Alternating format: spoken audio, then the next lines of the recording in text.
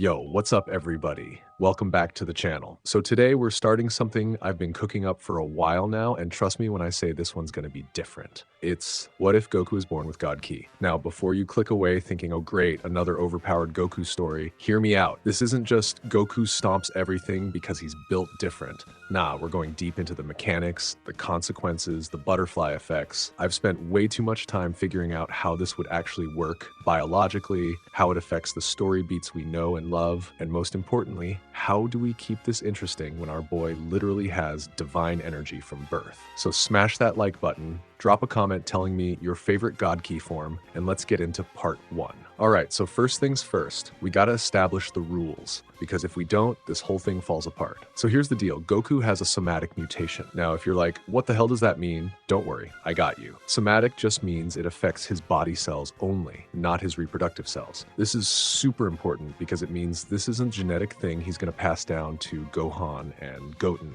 The God Ki pathways exist in his living body's integrated energy system, but it's not in his DNA in a way that gets inherited. Think of it like, okay, bad example, but you know how you can get jacked at the gym, but your kids aren't born with muscles? Kinda like that, but way more complicated. The mutation happened naturally, just a cosmic fluke, a 1 in infinity chance. And here's the kicker.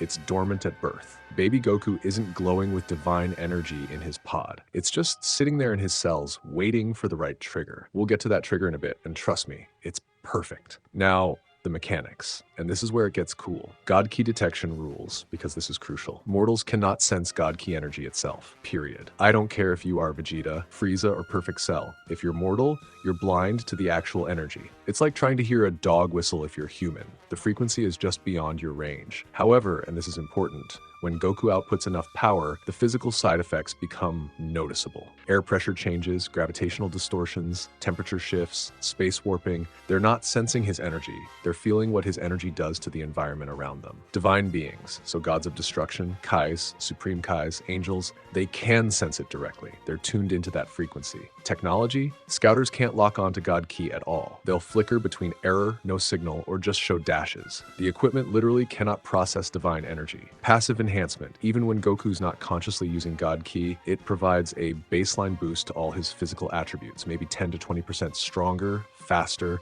more durable than his normal level would be. It's always there, reinforcing him. In base form or even with Kaioken, the God Ki is internal. You can't see it because the power output isn't high enough to manifest visually. God Ki becomes visually manifest when Goku's power output crosses a specific threshold, approximately 3 million units of energy. In base form, even with Kaioken X4, he approaches but doesn't quite reach this level. But when he eventually goes Super Saiyan, oh baby, that's when you get that beautiful golden divine aura. Super Saiyan's 50x multiplier will push his power output past the threshold, and suddenly everyone can see the divine shimmer mixed with that golden glow, even if they can't sense the energy itself. One more thing, and this is important for later, you can't just steal God Ki by taking Goku's cells. It requires the complete living organism to function. The pathways need the whole integrated system. So, Dr. Gero's little collection drones, they get the genetic material but not the functional mutation. Remember that for the Cell Saga. Cool? Cool. Let's get into the actual story. So everything starts the same, right? Baby Goku gets yeeted to Earth, Grandpa Gohan finds him, accidentally looks at the full moon and crushes Gohan's ribs. I mean, tragic, but canon. Goku grows up alone in the mountains, and the God Ki is just chillin', dormant, not doing anything. He meets Bulma, they go on the Dragon Ball hunt, he trains with Master Roshi, enters the 21st World Martial Arts Tournament. And here's the thing, up until this point, Goku is fighting with normal Ki. He's strong as hell for a kid, sure, but he's detectable. Krillin can sense him, Roshi can sense him, even Yamcha's weak ass can feel his energy. The God Ki mutation exists, but it hasn't activated yet. Jackie Chun, who's obviously Roshi in a wig that somehow fools everyone, wins the tournament. Goku gets his first real taste of defeat. He's disappointed but motivated, you know? Classic Goku. He trains, gets stronger, goes on more adventures. Then we get to the Red Ribbon Army arc. Goku's stomping through bases, being a menace to society, and eventually he runs into mercenary Tao. Now, if you remember the original, Tao wrecks Goku. Like, this guy catches a Kamehameha with his hands, tanks Goku's attacks, and then just Dodon rays him nearly to death. Goku's left for dead on the side of the road with a Dragon Ball in his shirt that stops the beam from going clean through his heart. Same thing happens here. Tao beats him down, assumes he's dead, and Goku's lying there thinking, I need to get stronger. And that's when he remembers. Korin Tower. So Goku, being the absolute mad lad he is, climbs Korin Tower while half dead. This boy's ribs are broken, he's got internal bleeding, and he's just scaling a tower that goes up into the clouds. The determination is insane. He finally gets to the top, collapses, and Korin's like, oh great, another one. Now here's where we diverge. In canon, Goku drinks the sacred water, which is literally just normal water, Korin's a troll, and trains for 3 days to try to get the real Senzu beans. But in this timeline, Korin Tower has something extra. See, Korin's tower is ancient. Thousands of years old, and it was built by the gods as a testing ground for warriors. At the very top, in Korin's personal stash, there's this relic, a small crystal that was touched by a Kai eons ago.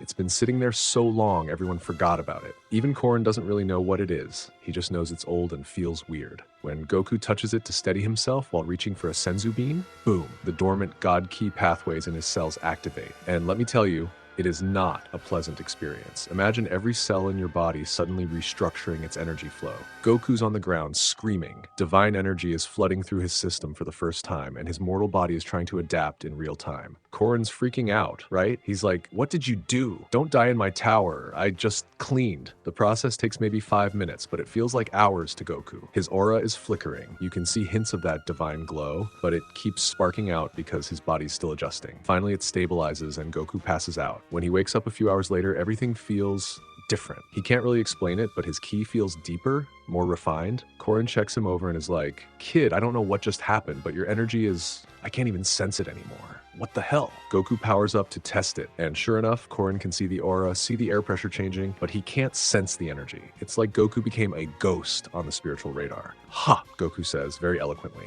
That's weird. Korin gives him the Senzu beans, the real ones this time. Goku heals up and he climbs back down to go beat Tao's ass. Now, here's the thing. Goku doesn't fully understand how to use his God Ki yet. It's active, flowing through him, but he can't consciously control it. However, it's passively enhancing everything.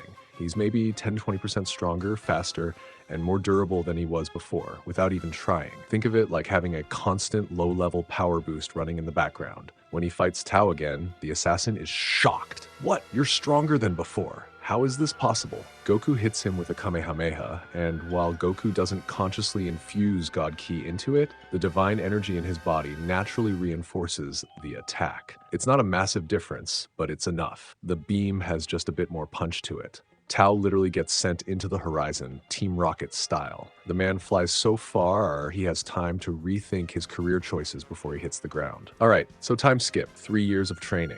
Goku's been working with this new energy, but here's the thing, he doesn't really understand what it is yet. He just knows his ki feels different, stronger, and nobody can sense him anymore unless he's actively fighting and they're feeling the pressure. The 22nd World Martial Arts Tournament rolls around, and this is where things get interesting. Goku's opponents in the preliminaries, they don't know what hit them. Like, imagine you're some random martial artist, you step into the ring with this spiky-haired kid who looks like he's maybe 15, and you can't sense any energy from him. You think, oh, easy win. Then he moves, and suddenly the air pressure in the ring changes. You feel this weight on your shoulders like gravity just doubled. He taps you on the shoulder, and you're unconscious before you hit the ground. That's been happening all tournament. The announcer's confused, the crowd's confused, even Goku's friends are confused. Krillin pulls Goku aside after the preliminaries like, dude, what's going on? I can't sense your ki at all anymore. Did you learn some kind of technique to hide it? Goku just shrugs. I don't know, man. It's been like this since Korin Tower. Feels good though. Krillin's just standing there like that's not normal, Goku. But anyways, tournament progresses. Yamcha fights, loses to Tien, because of course he does, it's Yamcha. Krillin puts up a good fight, and then we get to the semifinals. Goku versus Tien. Now, Tien Shinhan is no joke. This dude's a trained assassin from the Crane School. He's got that third eye that can track movements, and he's strong. In canon, this is a crazy close fight. But here, Tien can't sense Goku's energy at all. The fight starts and Tien's immediately on the defensive because he can't predict Goku's moves using ki sensing. He has to rely purely on visual tracking, and Goku with God Ki is fast. Not like instant transmission fast, but fast enough that Tien's third eye is working overtime. Tien throws a Dodan Ray, Goku dodges. Tien tries the multi-form technique, splitting into 4. Goku still tracks the real one by instinct and takes him down. The crowd is going wild because it looks like this kid is just toying with one of the strongest martial artists in the world. But then, Tien starts noticing something. When Goku powers up for a big attack, the space around him literally warps. Like you can see the air bending, the ground cracking under pressure that shouldn't exist. Tien's thinking, what kind of energy is this? He decides to go all out. Tri-beam. Tien jumps up, forms the triangle with his hands, and pours everything he's got into it. Kikoho! The beam comes down, and Goku, instead of dodging, decides to tank it. He crosses his arms, his aura flares, still that base form so it's not visible, but you can feel the pressure, and the tri-beam just disperses around him. It's like watching a waterfall hit a boulder. The energy splits and flows around Goku, scorching the arena on either side, but he's standing there completely fine. Tien's floating in the air, exhausted from that technique, and he's just staring in disbelief. Impossible. Goku gives him that classic Goku grin. That was a really cool move. My turn. He jumps up and hits Tien with a God Ki-infused punch to the gut. Not enough to seriously hurt him, but enough to knock the wind out of him and send him falling out of the ring. Goku wins, advances to the finals. But here's the important part. Kami is watching. Up in the lookout, Kami, who's basically God of Earth, right? He's been observing the tournament. And when Goku uses that God Ki, even subtly, Kami feels it. He stands up from his throne, staff in hand, eyes wide. What is that? Divine energy? In a mortal? That's impossible. Mr. Papo's just standing there like, Kami, you good, that boy. Kami's watching Goku through his mystical connection to the lookout. There's something about him, something that shouldn't exist. The energy is faint, still stabilizing like a candle flame hidden inside a lantern. I've sensed something unusual about him before, but I couldn't quite place it. Now I know, he carries divine power. And that's the hook, y'all. Kami's gonna be very interested in Goku going forward. Alright, so another 3-year time skip. Goku's been training, traveling, doing Goku things. He's gotten much better at controlling his God Ki, even if he doesn't fully understand what it is. He's also grown up, he's taller, more muscular, and he's got that classic early Z look. The 23rd World Martial Arts Tournament begins, and right off the bat, there's a new contender that everyone's talking about. Some guy named Ma Jr., who's really tall, green, and has pointy ears. It's Piccolo, obviously, like the worst disguise ever. He's literally just Piccolo without the weighted clothes at first. Piccolo's here for one reason: revenge. He wants to kill Goku and prove the demons should rule Earth. Standard villain stuff. But he's strong, like way stronger than anyone else in the tournament except Goku. They both breeze through their matches. Goku's still the mysterious fighter nobody can sense. Piccolo's the terrifying powerhouse who destroyed the ring in his first match just to prove a point. Finals, Goku versus Piccolo. The entire arena is tense. Kami is watching from the stands, possessing some random humans so he can observe closely, and he's sweating because he knows that's his evil half down there. The fight starts, and immediately, Piccolo realizes something's wrong. He can't sense Goku's energy at all. What trickery is this? Piccolo growls. Are you suppressing your power? Goku just smiles. Nope. This is just how I am now. Weird, right? This pisses Piccolo off. He starts blasting, energy waves, mouth beams, eye lasers, the works. Goku's dodging, weaving, and the few hits he takes barely seem to affect him because his God Ki reinforced body is just more durable. Then Goku goes on the offense. He hits Piccolo with a combo that sends him flying, and when Piccolo recovers and looks back, the space around Goku is distorting. Like you can see reality bending near him when he powers up. Piccolo's legitimately unsettled. What are you? I'm Goku. Very helpful, Goku. Very helpful. The fight escalates. Piccolo grows giant-sized. Goku counters by using his speed to target weak points. Piccolo fires a mouth blast that destroys half the arena.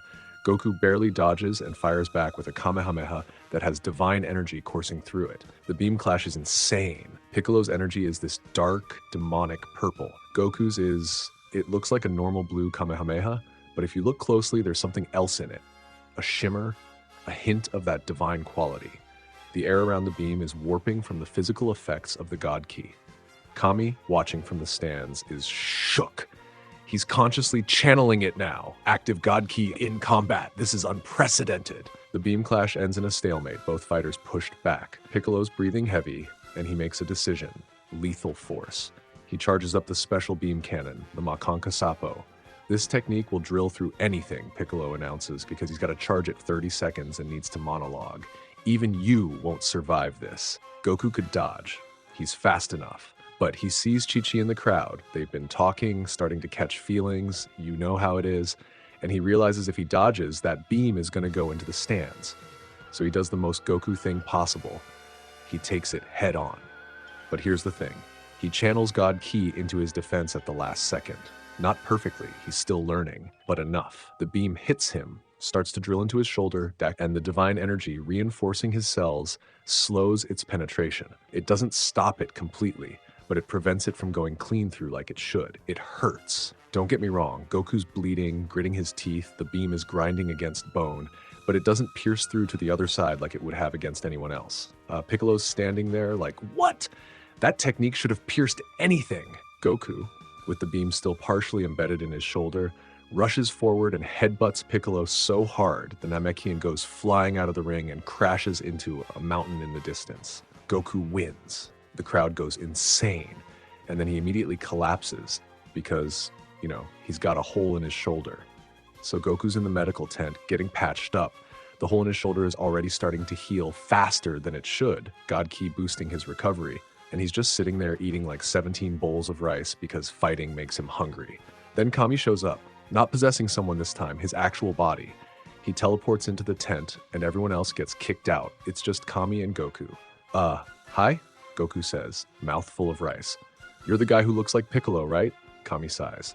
I am Kami, the guardian of Earth, and you, Son Goku, are an anomaly that should not exist. Goku swallows his rice. That's not very nice. I don't mean offense, Kami says, sitting down.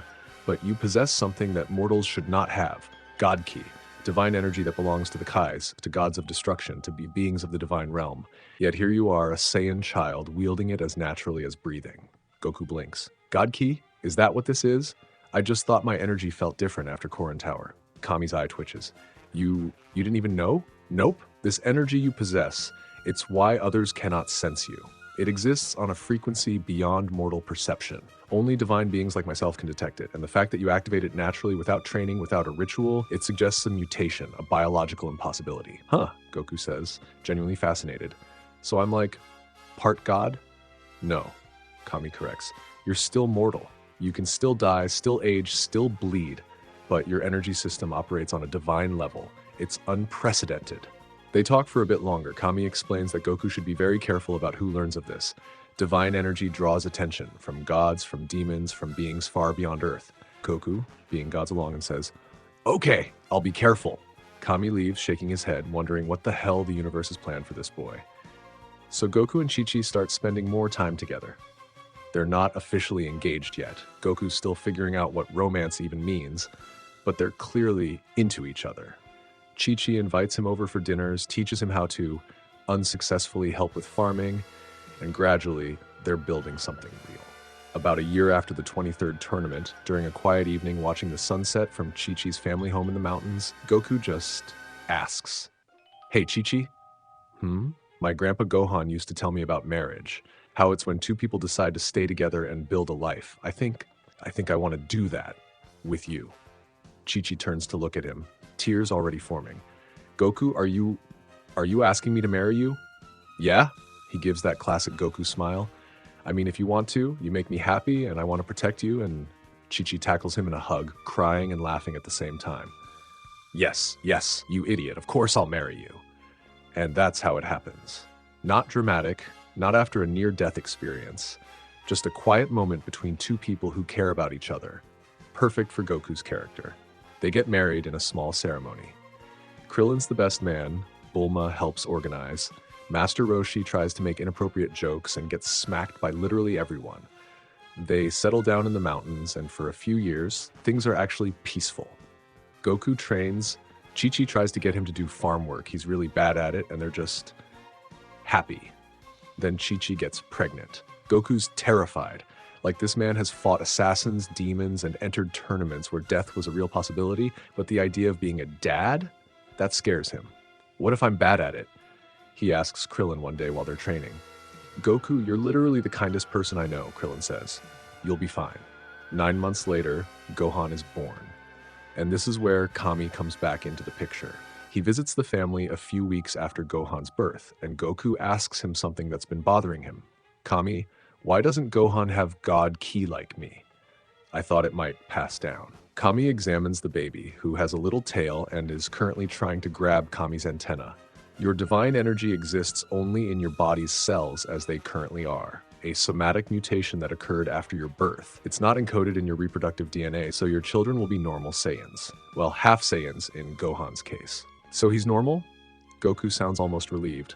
Normal by Saiyan standards, which means he'll still have incredible potential, Kami says with a slight smile. But no, he won't have your unique burden.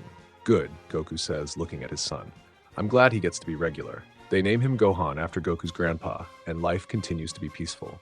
For about 4 years. Alright, so Gohan's 4 years old, Goku's been enjoying family life, and then one day, out of nowhere, a space pod crashes into Earth. Piccolo senses it.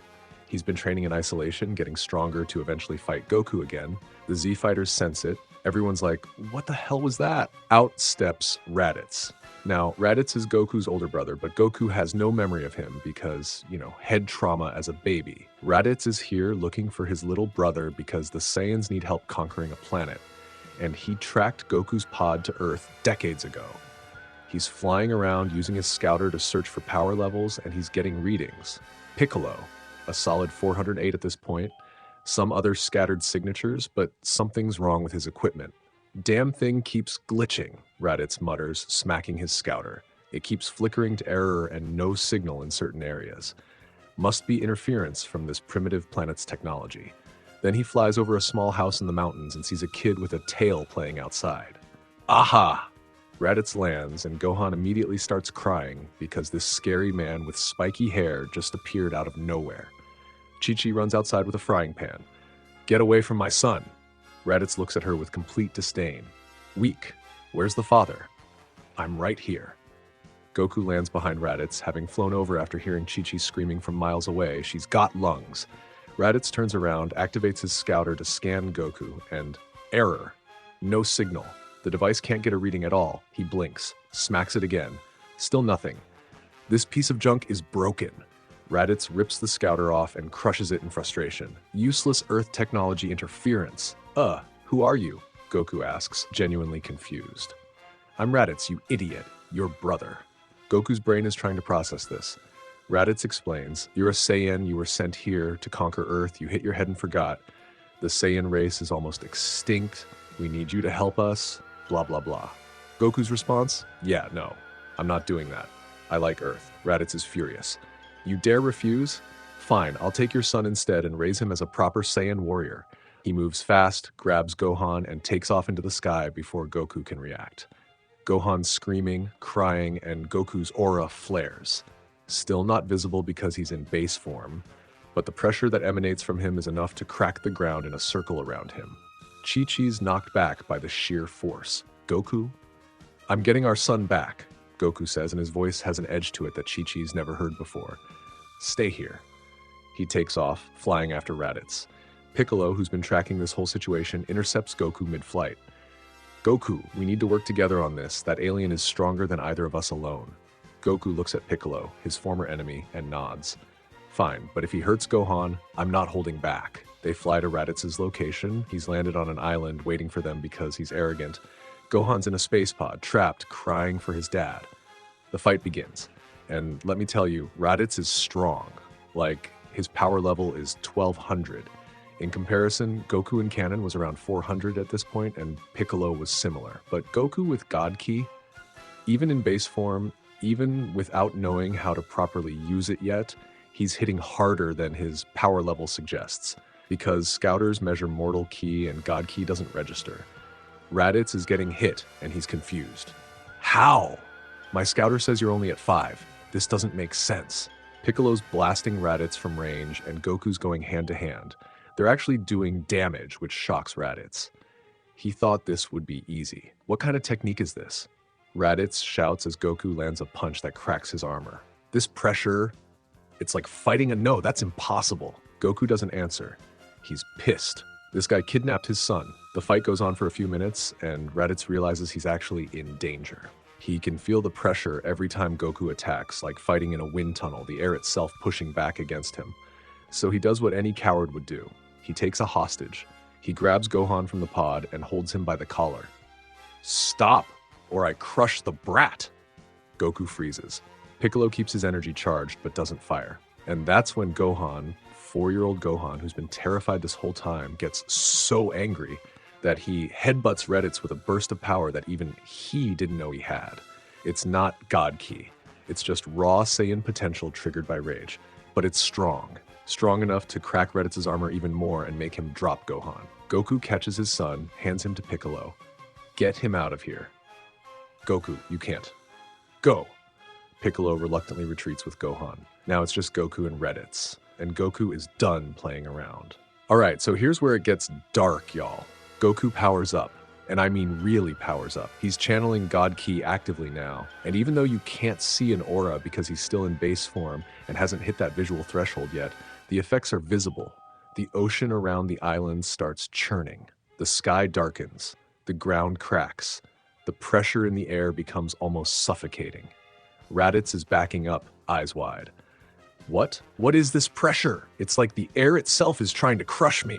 Leave, Goku says quietly, his voice carrying weight. Go back to space, never come back to Earth. But Raditz, despite his fear, laughs weakly.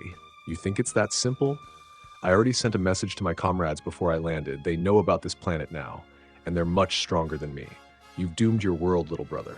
Goku's eyes widen. What? 2 Saiyans are coming, Vegeta and Nappa. They'll arrive in 1 year, and when they do, Raditz coughs up blood. Everyone you love will die.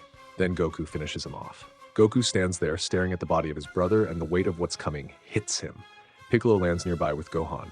Goku, I heard what he said. We have 1 year to prepare. 1 year. Goku clenches his fists. I need to get stronger. Way stronger. Kami's voice echoes in Goku's mind. Telepathy. Goku, come to the lookout. There's someone you need to meet. Goku looks up at the sky, nods, and turns to Piccolo. Take Gohan home to Chi-Chi. Tell her I'll be back soon. He flies up to the lookout, and that's where he meets King Kai. Well, not directly. Kami explains, there's a deity who lives in the other world beyond the Snake Way. His name is King Kai, and he trains the greatest warriors in the universe. But there's a problem. You have to die to get there. Goku blinks. Come again? The only way to reach King Kai is to travel Snake Way, a path that exists in the afterlife. You'd need to die, keep your body, and make the journey. It will take months. The journey alone is over 1 million kilometers, and then the training itself will take time. Goku thinks about this. He thinks about Chi-Chi, Gohan, his friends. He thinks about 2 Saiyans coming to destroy everything he loves. How long would I be gone? If you're exceptionally fast on Snake Way, perhaps 3 months to reach King Kai. 6 months of intensive training. 3 more weeks to return since you'll be far stronger and faster. Total time, approximately 9.5 months. You'd be resurrected just in time for the Saiyans' arrival. Goku takes a deep breath. Okay, let's do it. Goku, you don't have to. I do. Goku interrupts. If I don't get strong enough, everyone dies. This is my responsibility. Kami looks at him with something like pride. Very well, I'll arrange everything. You have 1 day to say goodbye to your family. So Goku flies home, and this scene is heartbreaking, y'all. Chi-Chi's in the kitchen making dinner when Goku lands outside. Gohan runs up to him, hugging his leg. Goku picks up Gohan, holds him close, and walks inside where Chi-Chi is waiting. She takes one look at his face and knows. You're leaving, aren't you? Chi-Chi, I don't. She holds up a hand, tears already forming. Don't apologize. I knew what I was getting into when I married you. You're a fighter. You protect people. That's who you are. It's worse than that, Goku says quietly. He explains everything. Chi-Chi sits down heavily. You have to die? They'll bring me back with the Dragon Balls before the Saiyans arrive. I promise. You can't promise that. Chi-Chi's crying now. What if something goes wrong? What if... Goku sets Gohan down gently and kneels in front of Chi-Chi, taking her hands. I have to do this. If I don't, those Saiyans will kill everyone. You, Gohan, Krillin, Bulma, everyone. I can't let that happen. Chi-Chi's sobbing, but she nods. I know you have to. Just promise me you'll come back. I promise. They spend the rest of the day together, just the 3 of them. Goku plays with Gohan, teaches him a few basic martial arts stances. Gohan's giggling the whole time. They have dinner together. Goku tells stories about his adventures, making Gohan laugh and Chi-Chi smile through her tears. That night, after Gohan's asleep, Goku and Chi-Chi sit outside under the stars. You know what's funny? Chi-Chi says. When we were kids, I thought you were the weirdest boy I'd ever met. You didn't understand anything about girls. You only cared about fighting, and you were so innocent. I'm still pretty weird. Goku admits. Chi-Chi laughs sadly. Yeah, but you're my weirdo, and I love you for it. I love you too, Chi-Chi. They sit there in silence for a while, just holding hands. The next morning, Goku says goodbye. He hugs Gohan until the kid can barely breathe. Be good for your mom, okay? And keep training. You've got way more potential than you know. I will, Daddy. He kisses Chi-Chi one last time. I'll be back before you know it. And then he flies to the lookout. Kami's waiting with Mr. Popo. Are you ready? Goku nods. Let's do this. Here's the thing. They can't just kill Goku normally. If he dies in a normal way, his body might not be preserved in the afterlife. They need a very specific method to ensure he keeps his physical form. So Piccolo volunteers. I'll do it. My special beam cannon, but calibrated to pierce the heart instantly. No pain, clean death, body intact. Goku stands in the center of the lookout, arms at his sides. Thanks, Piccolo. Piccolo powers up the Makanko Sapo, aims carefully and fires. The beam goes straight through Goku's heart. For a moment, Goku just stands there, a look of surprise on his face. Then he smiles. Huh, that wasn't so. And he collapses. Son Goku is dead. Alright, so Goku wakes up and he's floating? He looks down and sees his body on the lookout with Kami and Piccolo standing over it. There's a golden halo over his head. Whoa. So this is being dead. Weird. Then Kami appears, his soul, separate from his body. Goku, listen carefully. You need to check in with King Yema first, then make your way down Snake Way. It's 1,000,000 kilometers long, so even at your speed, it'll take time. Got it! Goku's soul flies off toward the check-in station, and let me tell you, Otherworld is trippy. There are souls everywhere, floating around, waiting in line. Goku cuts to the front because he's Goku and nobody stops him, and there's King Yema sitting at this massive desk. King Yema's huge, like the size of a building, and he's got this book where he judges souls. He looks down at Goku. Name? Son Goku. Yema checks his book. Son Goku defeated the Red Ribbon Army, saved the world multiple times, married, 1 child, fairly good person overall, but you've killed several people in self-defense. I'm thinking heaven, but wait. He looks closer at Goku and his eyes widen. You have God Ki, a mortal with divine energy. How is this possible? Goku scratches his head. Even as a soul, he's got the same mannerisms. It's a long story, but hey, I need to get to King Kai. Can you point me in the right direction? Yema's still shocked, but points to a door behind him. Through there, then follow Snake Way. But I warn you, it's treacherous. 1,000,000 kilometers long, one wrong step and you fall into hell. Many souls have tried and failed. I'll be fine. Goku gives a thumbs up and takes off running. Snake Way is exactly what it sounds like, a long, winding yellow path through clouds and space. It's narrow, and there's literally nothing on either side but a drop into hell. Goku starts running, and because he's dead, he doesn't get tired the same way. He can just keep going. But it's still a long way. Along the journey, he runs into some obstacles. There's Princess Snake's palace. He stops for food, realizes she's trying to trap him, fights his way out. There are some ogres trying to mess with him. He scares them off. The journey takes about 3 months of continuous running, even at his enhanced speed. Finally, he sees it, a tiny planet at the end of Snake Way. King Kai's planet. Goku jumps from Snake Way onto the planet and immediately face plants into the ground. What the gravity here is insane, like 10 times Earth's gravity. Goku can barely move. A voice calls out, well, another visitor. And so soon after dying too, you must be eager. Out walks King Kai, a short, blue-skinned deity with antennae and sunglasses. He's got a pet monkey named Bubbles and a grasshopper named Gregory chilling nearby. You must be King Kai, Goku says from his position on the ground. That's Lord King Kai to you. And who might you be? Son Goku. I need training. 2 Saiyans are coming to Earth in a year, and I need to get way stronger. King Kai walks over, looks down at Goku, and then he pauses, his antennae twitch. Wait, you have God Ki. Active God Ki in a mortal body. Yeah, everyone keeps saying that. King Kai's mind is blown. This is impossible. God Ki requires divine lineage or a ritual to bestow. How do you... He stops, examines Goku more closely. A mutation, a biological impossibility made real. The universe works in mysterious ways. So will you train me? King Kai grins. Oh, I'll train you all right. But first, you need to make me laugh. Huh? Tell me a joke, a good one. If you can make me laugh, I'll train you. Goku's terrible at jokes, like hilariously bad. He tries for like 10 minutes and King Kai's just standing there stone-faced. Finally, Goku tells the worst pun imaginable, something like, "Why did the Saiyan cross the road to get to the other world? Because he died." Get it? It's so bad that King Kai laughs just from how awful it is. Okay, you pass. Not because it was good, but because your delivery was so earnest I couldn't help myself. So training begins, and let me tell you, King Kai's methods are brutal.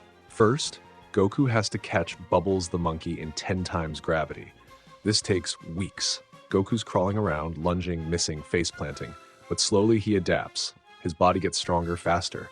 And here's the thing, his God Ki is helping. King Kai notices this. Your divine energy is enhancing your adaptation rate. Normal mortals take months to adjust to this gravity. You're doing it in weeks. Once Goku catches Bubbles, the next test is hitting Gregory the Grasshopper with a hammer. Gregory's fast and can fly. This is where Goku really starts tapping into his God Ki consciously. King Kai teaches him to feel the energy flow in his body, to direct it intentionally. Your God Ki is like a river, Goku. Right now it's flowing wild. You need to create channels, direct it where you want it to go.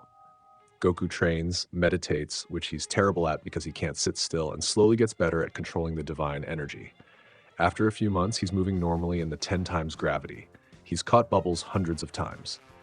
He's hit Gregory. All right, King Kai says, you're ready for the real training. I'm going to teach you 2 techniques. The first is called the Kaioken. Kaioken? It's a technique that multiplies your power by surging energy through your body beyond normal limits. But there's a cost. It damages your body the longer you use it. For a normal martial artist, even Kaioken times 2 would be dangerous. He demonstrates and his aura flares red. But you, King Kai continues, have God Ki. Your body can handle much more stress because divine energy reinforces your cells. I think you could push this technique further than anyone else. Goku spends months learning the Kaioken. The first time he tries it, his body nearly tears itself apart, even with God Ki protection. But he persists, and eventually he can use Kaioken times 2 comfortably, times 3 with strain, times 4 for short bursts. King Kai's impressed. With this technique and your God Ki, you might actually stand a chance against those Saiyans. What's the second technique? Goku asks. King Kai's expression becomes serious. The Spirit Bomb. It's a technique that gathers energy from all living things, plants, animals, people, and condenses it into a sphere of pure life force. It's the ultimate technique for fighting evil beings. Whoa. But there's a catch. You need to have a pure heart to use it. Any malice, any hatred, and it won't work. Can you do that, Goku? Goku nods. I don't hate the Saiyans, I just want to protect my home. King Kai teaches him the Spirit Bomb, and because Goku has God Ki, there's a special interaction. When Goku raises his hands to gather energy, King Kai's divine connection to the mortal realm acts as a broadcast for the energy request. It's like a divine signal boost that makes gathering energy easier and faster. This is remarkable, King Kai says. Your God Ki and the Spirit Bomb have synergy. The technique was designed by divine beings, and your energy is compatible on a fundamental level. Goku practices gathering energy from King Kai's planet, the grass, the trees, Bubbles, and Gregory, who are very annoyed about it. He forms small spirit bombs, then larger ones, learning to control the technique. Finally, after 6 months of training, King Kai stands back and looks at Goku. You've done it. You've mastered both techniques. Your power has increased exponentially. You might actually be stronger than those Saiyans now. Goku's excited. Really? Well, maybe. Depends on how strong they are, but you've given Earth its best chance. So Goku says goodbye to King Kai, thanks him for everything, and starts running back down Snake Way. But here's the thing, he's way faster now. The trip that took 3 months going to King Kai's planet, he makes it back in just 3 weeks. He's running so fast that the ogres who tried to mess with him on the way there don't even see him blur past. He's become a completely different fighter. He reaches King Yema's station, and Yema's like, "What? You're back already? And you're stronger than when you left. What did King Kai teach you?" Lots of stuff, but hey, is it time to go back yet? Yema checks his schedule. The Saiyans arrive in, let me see, yes, your timing is perfect. The Dragon Balls have been gathered, and Kami is ready to make the wish. You'll be resurrected and immediately ready for battle. Back on Earth, everyone's gathered at the lookout. Krillin, Yamcha, Tien, Chiaotzu, Piccolo, and Gohan, who's been training with Piccolo for the past year and has gotten strong for a 5-year-old. Chi-Chi's there too, holding Gohan's hand, looking up at the sky nervously. Kami stands before the Dragon Balls, which are all gathered. Eternal Dragon, come forth. The sky goes dark, lightning flashes, and Shenron emerges, a massive green dragon that coils through the sky. You who have gathered the Dragon Balls, speak your wish. I wish to resurrect Son Goku, Kami declares. Shenron's eyes glow. Your wish is granted. Son Goku will return to life at the location of his death. There's a flash of light on the lookout, and suddenly Goku's there. Fully alive, no halo, wearing his orange gi with the King Kai symbol on it. Goku! Everyone rushes forward. Chi-Chi gets there first, tackling him in a hug. You came back! You really came back! Gohan's crying, hugging his dad's leg. Daddy! Goku hugs them both, and for a moment, everything's perfect. Then Piccolo speaks up. Goku, the Saiyans, they'll be here in less than 2 hours. Goku's expression becomes serious. I know. I could sense their energy even from the other world. They're strong. Really strong. How strong? Krillin asks nervously. Stronger than anything we've faced before. But I've got a plan. The Z-Fighters all fly to the location where Raditz's space pod landed, a deserted wasteland. They wait, and then they feel it. 2 massive power levels entering Earth's atmosphere. 2 space pods crash into the ground a few hundred meters away. The doors hiss open and outstep Vegeta and Nappa. Vegeta's short, spiky-haired with a scouter. He's got this aura of absolute confidence. Nappa's huge, easily 8 feet tall, bald, built like a tank. Vegeta scans the area with his scouter and immediately his device starts glitching. What the? Scouter's malfunctioning. I'm reading 408 over there, he points at Piccolo, but other readings are error, no signal. He looks directly at Goku. The scouter flickers wildly, unable to get any reading at all. Vegeta rips the scouter off his face in frustration. Useless piece of junk. Earth's electromagnetic field must be interfering with the equipment. He crushes it in his hand and tosses it aside. No matter, we don't need scouters to crush insects. Goku steps forward. I'm Son Goku, also known as Kakarot. I'm guessing you're here because of my brother? Vegeta smirks. Raditz was weak. If he couldn't even conquer this planet, he deserved to die. But we're here now and we're taking over whether you like it or not. Yeah, that's not happening, Goku says calmly. Nappa laughs. You've got guts, I'll give you that. Too bad you're about to die. He reaches into his armor and pulls out a small container. Let's have some fun first. Saibamen, grow. He plants 6 seeds in the ground and pours liquid on them. Within seconds, 6 green creatures pop out of the soil, each one growling and snarling. These are Saibamen, Vegeta explains casually. Each one has a power level of 1200, same as Raditz. Let's see how you handle them. The Z-Fighters spread out. Yamcha volunteers to go first. Bad idea, Yamcha, bad idea. He fights one Saibaman, and it's actually going well. He's landing hits, the Saibamen's on the defensive. And then it latches onto him and explodes. Yamcha! Krillin screams. When the smoke clears, Yamcha's dead, just like in canon, because some things never change. Everyone's shocked, horrified, but there's no time to grieve. The other Saibamen attack, and the Z-Fighters engage. Krillin destroys 3 with a Destructo Disc. Teen blasts 1 with a Tri-Beam. Piccolo incinerates the last one with a Mouth Blast. Nappa's disappointed. You killed my Saibaman. Guess I'll have to fight you myself. Nappa fires 2 blasts at Chiatsu, killing him instantly. Teen freezes, then snaps, rage taking over. He rushes Nappa with everything he's got, screaming his name. Blow after blow lands, but Nappa barely reacts. Desperate, Teen uses the last of his strength and fires a Tri-Beam straight into Nappa's chest, only for the smoke to clear with Nappa still standing, unfazed. Teen collapses, his body giving out as he dies on the spot. Seeing that, Goku is enraged but calm. He steps forward. Everyone, stand back. I'll handle Nappa. Goku, are you sure? Krillin's worried. Trust me. Nappa grins and charges forward. Finally, let's see what you've got, Kakarot. Goku doesn't move. He just stands there, calm. Nappa swings a massive fist. Goku catches it with one hand, doesn't even budge. What? Nappa's eyes go wide. Goku squeezes and you can hear bones crunching. Then he delivers a palm strike to Nappa's chest, no visible aura, but the impact creates a shockwave that flattens the ground for 100 meters in every direction. The pressure wave is so intense that Vegeta has to shield his face from the debris. Nappa goes flying backward, crashes through several rock formations, and lands in a crater. He's conscious, but can't move. That single strike caused massive internal damage. The entire battlefield is silent. Vegeta's eyes are wide. He felt that pressure wave, felt the air itself distort from the impact. Impossible. What kind of technique? Goku walks toward where Nappa fell. Leave Earth. Now. I don't want to kill you, but I will if I have to. Nappa's trying to speak, coughing up blood. Vegeta, help. Vegeta looks at his partner, considers for a moment, then fires an energy blast that kills Nappa instantly. What?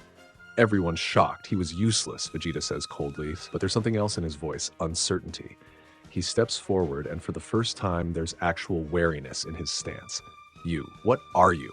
That pressure when you struck, it was like reality itself bent around your attack. My scouter couldn't read you at all before it malfunctioned. What technique allows this? I'm just a Saiyan who was raised on Earth, Goku says. And I'm asking you nicely. Leave. Vegeta smirks. Leave? You just got interesting. I haven't had a real fight in years. He powers up and his aura explodes outward. The ground shatters beneath him. His power level is climbing 18,000, 19,000, 20,000. This is my true power, Kakarot. Let's see what you can do. Goku doesn't power up, not yet. He just stands there, calm, watching Vegeta's aura rage around him. Not going to show me your true power? Vegeta taunts. Fine, I'll force it out of you. He vanishes and appears behind Goku, throwing a punch. Goku blocks it without even looking. The shockwave from the blocked punch creates a circular crater around them. Vegeta's eyes widen slightly. You blocked that, without even trying. I've been training, Goku says simply. They start exchanging blows, and it's fast. Like so fast that the other Z fighters can barely follow. Krillin's shouting for Gohan to get back, to get to safety. Piccolo's just watching, analyzing, realizing that both fighters are in a completely different league. Vegeta lands a kick to Goku's ribs. Goku barely flinches. Goku counters with an elbow to Vegeta's face. Vegeta's head snaps back, and there's actual blood. You made me bleed? Vegeta wipes his lip, staring at the blood on his glove. Do you have any idea how insulting that is? I'm a Saiyan elite. You're a low-class warrior. Don't care about class, Goku says. I care about protecting my home. Vegeta roars and starts firing energy blasts, dozens of them. The entire battlefield erupts in explosions, smoke and debris everywhere. When it clears, Goku's standing in the exact same spot, arms crossed, not a scratch on him. Impossible. Vegeta's losing his composure. My power level is over 20,000.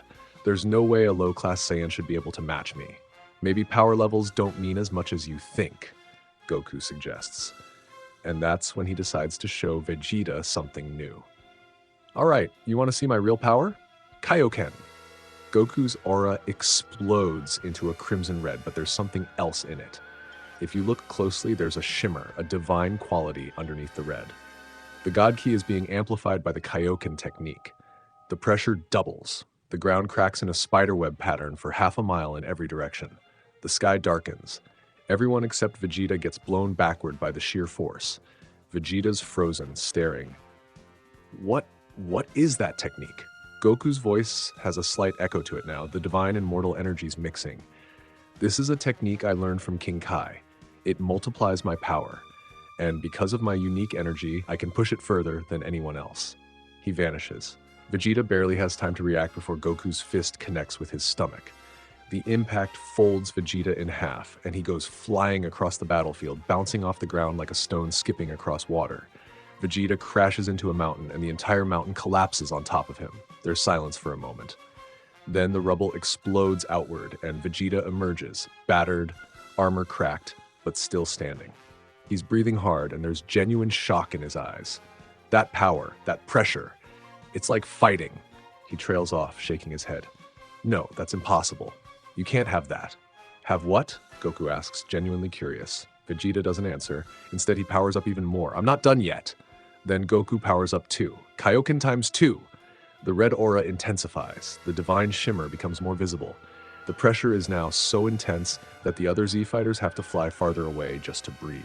Goku and Vegeta clash again, and this time the landscape is being destroyed.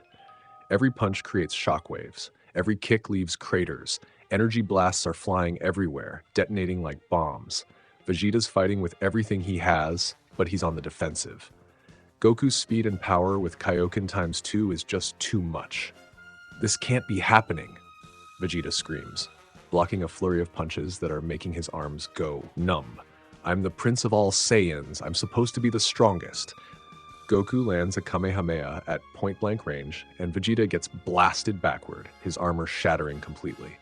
He's left in his black undersuit, smoking, bleeding from multiple wounds. He crashes to the ground and doesn't get up immediately. Goku powers down from Kaioken, breathing a bit heavy but still looking relatively fresh. He walks toward Vegeta. It's over. You can't win. Please, just leave Earth alone. Vegeta's lying there, staring at the sky, and he's having what can only be described as an existential crisis. His entire worldview, that power levels determine everything, that elite Saiyans are superior, that he's the strongest, is crumbling. How? He whispers. You're a low-class warrior. Your brother was weak. You should be nothing. Maybe that's the problem, Goku says, standing over him. You focus so much on what you were born as that you forgot you could become something more. For a moment, it looks like Vegeta might actually listen, might actually give up, but then his pride kicks in. I'd rather die than admit defeat to you. He raises his hand to the sky. If I can't beat you like this, then I'll use the full moon. Goku's eyes widen. Wait, the full moon. Oh crap, Goku's got his tail still. In this timeline, he never had it permanently removed. If Vegeta creates an artificial moon and both of them transform, Vegeta fires a ball of energy into the sky. The energy ball expands, creating a fake full moon that radiates the exact Blutz waves needed for Saiyan transformation. Goku immediately looks away, closing his eyes. Gohan, don't look at the sky. But Vegeta's staring right at it, and his body starts to change. Alright, so Vegeta transforms into a great ape, and let me tell you, he's massive. Easily as big as a skyscraper. His power has multiplied by 10, putting him well over 200,000. Great Ape Vegeta's voice shakes the entire battlefield. He raises a foot and tries to stomp on Goku. Goku dodges, eyes still closed, relying on his other senses. This is bad. I can't look up or I'll transform too. Goku, Krillin shouts. What do we do? Destroy the moon, Piccolo yells, or cut off his tail. Great Ape Vegeta swings a massive fist and Goku has to use Kaioken ×3 just to catch it and push it back. The strain is visible, his muscles are bulging, veins popping, and even with God Ki reinforcing his body, this is hard. You're really strong in this form. Goku grunts, still holding back the massive fist. But I can't let you destroy my planet. He pushes Vegeta's hand back and jumps away. Kaioken ×4. The red aura explodes to new heights. The divine energy underneath is now clearly visible even through the Kaioken. It's like looking at a red flame with golden embers inside it. Goku's body is screaming at him. Even with God Ki protection, Kaioken ×4 is pushing his limits. He's got minutes, maybe, before his body gives out. He charges at Great Ape Vegeta, moving so fast he's a blur. He starts hitting pressure points, targeting joints, trying to weaken the massive form. Great Ape Vegeta roars and swings wildly, but Goku's too fast. He's like a mosquito that Vegeta can't swat. Hold still. Vegeta booms. Not happening. Then Gohan does something incredibly brave and incredibly stupid. He flies up behind Great Ape Vegeta and fires a Masenko at the artificial moon, while closing his eye, trying not to look at it, resisting the Uzaru transformation. Masenko! The blast destroys the energy ball and the fake moon disappears. Great Ape Vegeta's transformation starts to reverse. He's shrinking, changing back, but he's still conscious and he's furious. He grabs Gohan out of the air with one massive hand before fully transforming back. You, brat! Vegeta, now back to normal size but still holding Gohan, squeezes. Gohan screams in pain. Let him go! Goku roars and there's something in his voice, a rage that we've never heard before. Vegeta smirks, even though he's battered and exhausted.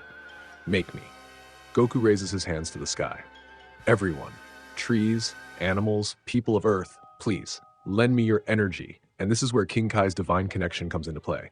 Because Goku has God Ki, and the Spirit Bomb is a divine technique, King Kai can act as a broadcast, sending the energy request across the entire planet. People everywhere, on farms and cities and forests, they feel a gentle pull on their energy. They don't know why, but they instinctively raise their hands and share just a tiny bit. A massive sphere of energy starts forming above Goku's hands. It's white, pure, and it's growing. Vegeta sees it and drops Gohan, who's caught by Piccolo. What is that? This is the Spirit Bomb, Goku says, struggling to hold the massive sphere. It's made of life energy from everyone on Earth, and it's going to end this fight. The Spirit Bomb is huge, the size of a building, and it's still growing. Vegeta tries to fly away, but he's too exhausted, he can barely move. Goku throws the spirit bomb. It moves slower than a normal energy attack, but it's massive and unstoppable. Vegeta tries to blast it, but his energy attacks just get absorbed into it. He tries to dodge, but it curves to follow him. Finally, it hits. The explosion is catastrophic. It lights up the sky like a second sun. The shockwave can be felt for miles. When it clears, there's a crater the size of a small city. And in the center, Vegeta's lying there. His body is smoking, covered in burns, barely conscious. Goku lands nearby, powering down from Kaioken. He's exhausted, breathing hard, but he's still standing. He walks over to Vegeta, looks down at him. "It's over," Goku says quietly. Vegeta's eyes open slightly. "Just kill me. I've lost. I have no honor left." Goku considers this. The other Z-fighters are flying over, Krillin shouting, "Finish him off. He's too dangerous." But Goku shakes his head. "No, I'm letting you go." "What?" Krillin, Piccolo, everyone's shocked. "You're sparing me?" Vegeta can't believe it. "Why?" "Because I want to fight you again someday," Goku says with that classic Goku smile. "When you're stronger, when I'm stronger, I think you could become someone great if you stopped letting pride control you." Vegeta stares at him, and for the first time there's something other than arrogance in his eyes. Confusion. Maybe even a hint of respect. "You're a fool, Kakarot," Vegeta mutters. "Yeah, probably," Goku agrees. Vegeta crawls to his space pod, which he left nearby, gets in and takes off. The pod shoots into space, disappearing into the stars. Everyone's standing there, processing what just happened. "Goku," Piccolo says, "you just made a very dangerous decision." "Maybe," Goku says, "but I don't think he'll come back as an enemy. Call it a hunch." So the battle's over. Yamcha, Tien, and Chiaotzu are dead. Everyone else is exhausted, injured, but alive. They gather the bodies with heavy hearts. Bulma arrives in an airship with senzu beans, which help but don't fully heal everyone immediately. Goku's checking on Gohan, making sure he's okay. "You were really brave out there, buddy. Too brave. Don't scare me like that again." "Sorry, Dad," Gohan says, crying a bit from relief and exhaustion. Chi-Chi arrives and tackles them both in a hug, sobbing. "You're both okay, thank goodness." They fly to the hospital, and that's where the reality of the situation hits. They have friends to resurrect with the Dragon Balls, but there's a problem. The Dragon Balls need a year to recharge after a wish, Bulma reminds them. "We just used them to bring Goku back. So we have to wait a year to bring back Yamcha, Tien, and Chiaotzu?" Krillin's devastated. Piccolo speaks up. "There might be another way. My father, the original Demon King Piccolo, was actually a Namekian, and Kami is too. They're the same being, split in two." "So?" Krillin doesn't get it. "So there are more Namekians out there, on planet Namek. And if the Namekians created the Dragon Balls on Earth," Piccolo's eyes narrow, "maybe they have their own Dragon Balls. Maybe even stronger ones." Everyone's silent, processing this. "Then that's where we need to go," Goku says firmly. "Planet Namek. We'll use their Dragon Balls to bring everyone back." But before they can plan further, Goku feels it. His time is almost up. The 30-hour window is closing. "Guys," Goku says quietly, I don't know how to explain it. My resurrection is about to become permanent, and I need to be in the living world for it to stabilize." "What does that mean?" Chi-Chi asks, worried. "It means I need to rest. Like, really rest. For a few days at least, while my body adjusts fully to being alive again." They get Goku to a hospital bed, and sure enough, about an hour later, he feels the change. The temporary resurrection becomes permanent. He's fully alive again. For real this time. But he's exhausted. The Kaioken times 4, the spirit bomb, the extended battle, it all catches up to him. He sleeps for 3 days straight. When Goku wakes up, everyone's gathered to plan the trip to Namek. Bulma's been working with her dad at Capsule Corp. "We found a spaceship. It's actually the one Kami used to come to Earth originally. It's old, but we can fix it up." "How long will it take to get to Namek?" Krillin asks. "About 6 days if we can get the ship running at full speed." "Who's going?" Goku asks. There's a discussion. They need strong fighters in case there's danger, but they also need someone who can pilot the ship and handle the technical stuff. Finally, they decide Gohan, Krillin, and Bulma will go. "What?" Chi-Chi's outraged. "You're sending my 5-year-old son to space?" "Mom, I can do it," Gohan insists. "I've been training with Mr. Piccolo. I'm strong." Goku puts a hand on Chi-Chi's shoulder. "Chi-Chi, listen. Gohan's Saiyan blood means he'll be in danger no matter what we do. The universe knows about Earth now. More threats will come. Better he learns to protect himself now, with Krillin watching over him, than be helpless when the next enemy arrives. Plus, Piccolo's training already proved he can handle himself. Chi-Chi's crying and she's angry, but she can see the logic. She grabs Krillin by the collar. "You bring him back safe, Krillin, if anything happens to my baby." "I promise." Krillin salutes, genuinely terrified of Chi-Chi's wrath. "I'll protect him with my life." Chi-Chi slowly lets him go, then turns to Gohan and hugs him tight. "You be careful, listen to Krillin, and come home to me." "I will, Mom, I promise." "Why aren't you going, Goku?" Bulma asks. "I need to train," Goku says seriously. "That fight with Vegeta showed me I'm still not strong enough. If there are more enemies like him out there or stronger, I need to be ready. Plus, my body just came back from the dead. Even with the training in Otherworld, I need time to fully readjust to being alive and push my limits further." Piccolo nods. "I'll stay and train too. Something tells me this is just the beginning." So the plan is set. Gohan, Krillin, and Bulma will travel to Namek, find the Dragon Balls, and wish everyone back. What could possibly go wrong? The scene shifts to space. We see Vegeta's space pod floating through the cosmos. Inside, Vegeta's in a healing tank, suspended in green liquid, his wounds slowly regenerating. His eyes snap open, and even injured, they're burning with intensity. "Kakarot," he mutters through the liquid. "You humiliated me. You spared me. You showed me mercy I never asked for." He clenches his fist, and even in the healing tank, his power flares slightly. "But you also showed me something I've been denying my entire life. There's a power beyond genetics, beyond destiny, beyond pride." His expression becomes determined. "I will surpass you, Kakarot. I will unlock whatever technique you used. I will become the strongest. And when we meet again," a small smirk crosses his face, "I'll either kill you or thank you for waking me up." The pod continues its journey through space. Then we cut to somewhere else in space, a massive ship, far larger than anything we've seen.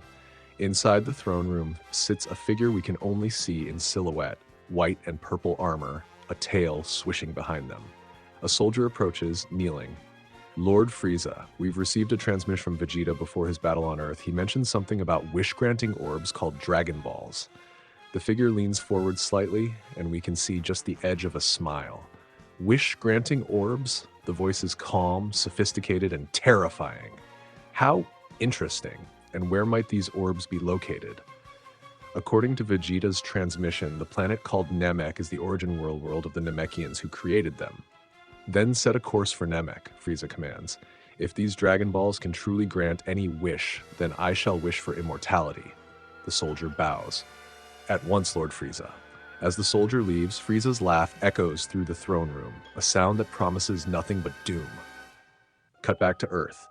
Goku's standing on the lookout, looking up at the stars. Kami approaches him. "Goku," Kami says quietly, "I sense a great darkness approaching. Something far worse than the Saiyans." "I feel it too," Goku admits. "Whatever's coming, it's going to make Vegeta look like a warm-up." "Will you be ready?" Goku clenches his fists, and for just a moment his God Ki flares, invisible to most, but Kami sees the divine shimmer. "I have to be. For Earth, for my family, for everyone." He looks at his hands, remembering the Kaioken, the spirit bomb, the God Ki flowing through him. "King Kai taught me a lot, but I know there's more. More techniques, more power, more understanding of what this God Ki can really do." Kami nods. "Then train, Goku. Train like your life depends on it, because I fear that very soon it will." Goku smiles that determined Goku smile. "Bring it on." So, quick recap of where everyone's at after the Saiyan battle. Goku's in the hospital, and he's been asleep for 3 days. His body's been through absolute hell. He died, trained in Otherworld for 9 months, got resurrected with that 30-hour temporary window, then immediately fought Vegeta using Kaioken times 4 and threw a spirit bomb the size of a building. His body needed that stabilization time to fully adjust to being alive again. When he wakes up, Chi-Chi's sitting by his bed. She hasn't left except to check on Gohan, and the first thing Goku says is, "How long was I out?" 3 days, Chi-Chi says, and she looks exhausted. "The doctors said your body was recovering from some kind of extreme stress. They've never seen anything like it." "Yeah, Kaioken times 4 will do that," Goku mutters, stretching. His body feels different, stronger. The God Ki flowing through him feels more settled now, more integrated, like his mortal body and divine energy finally finished syncing up. Bulma bursts into the room. Goku, you're awake. Good, because we've got a problem.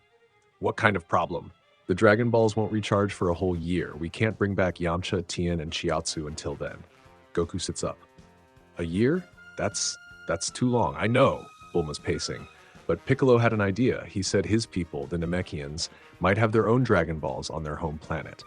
And if they created Earth's Dragon Balls, maybe theirs are even stronger. Goku's eyes light up.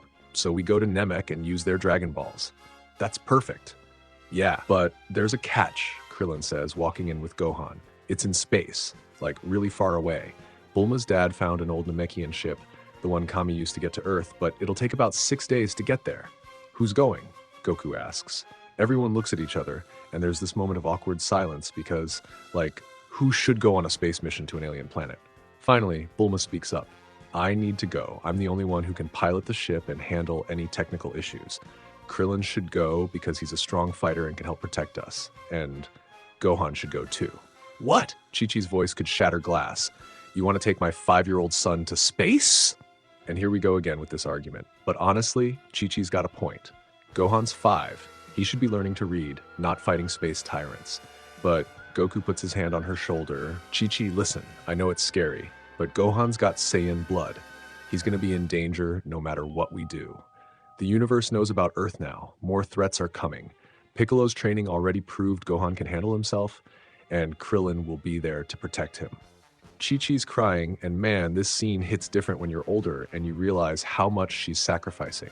Her husband just came back from the dead, and now her son's about to leave for an alien planet.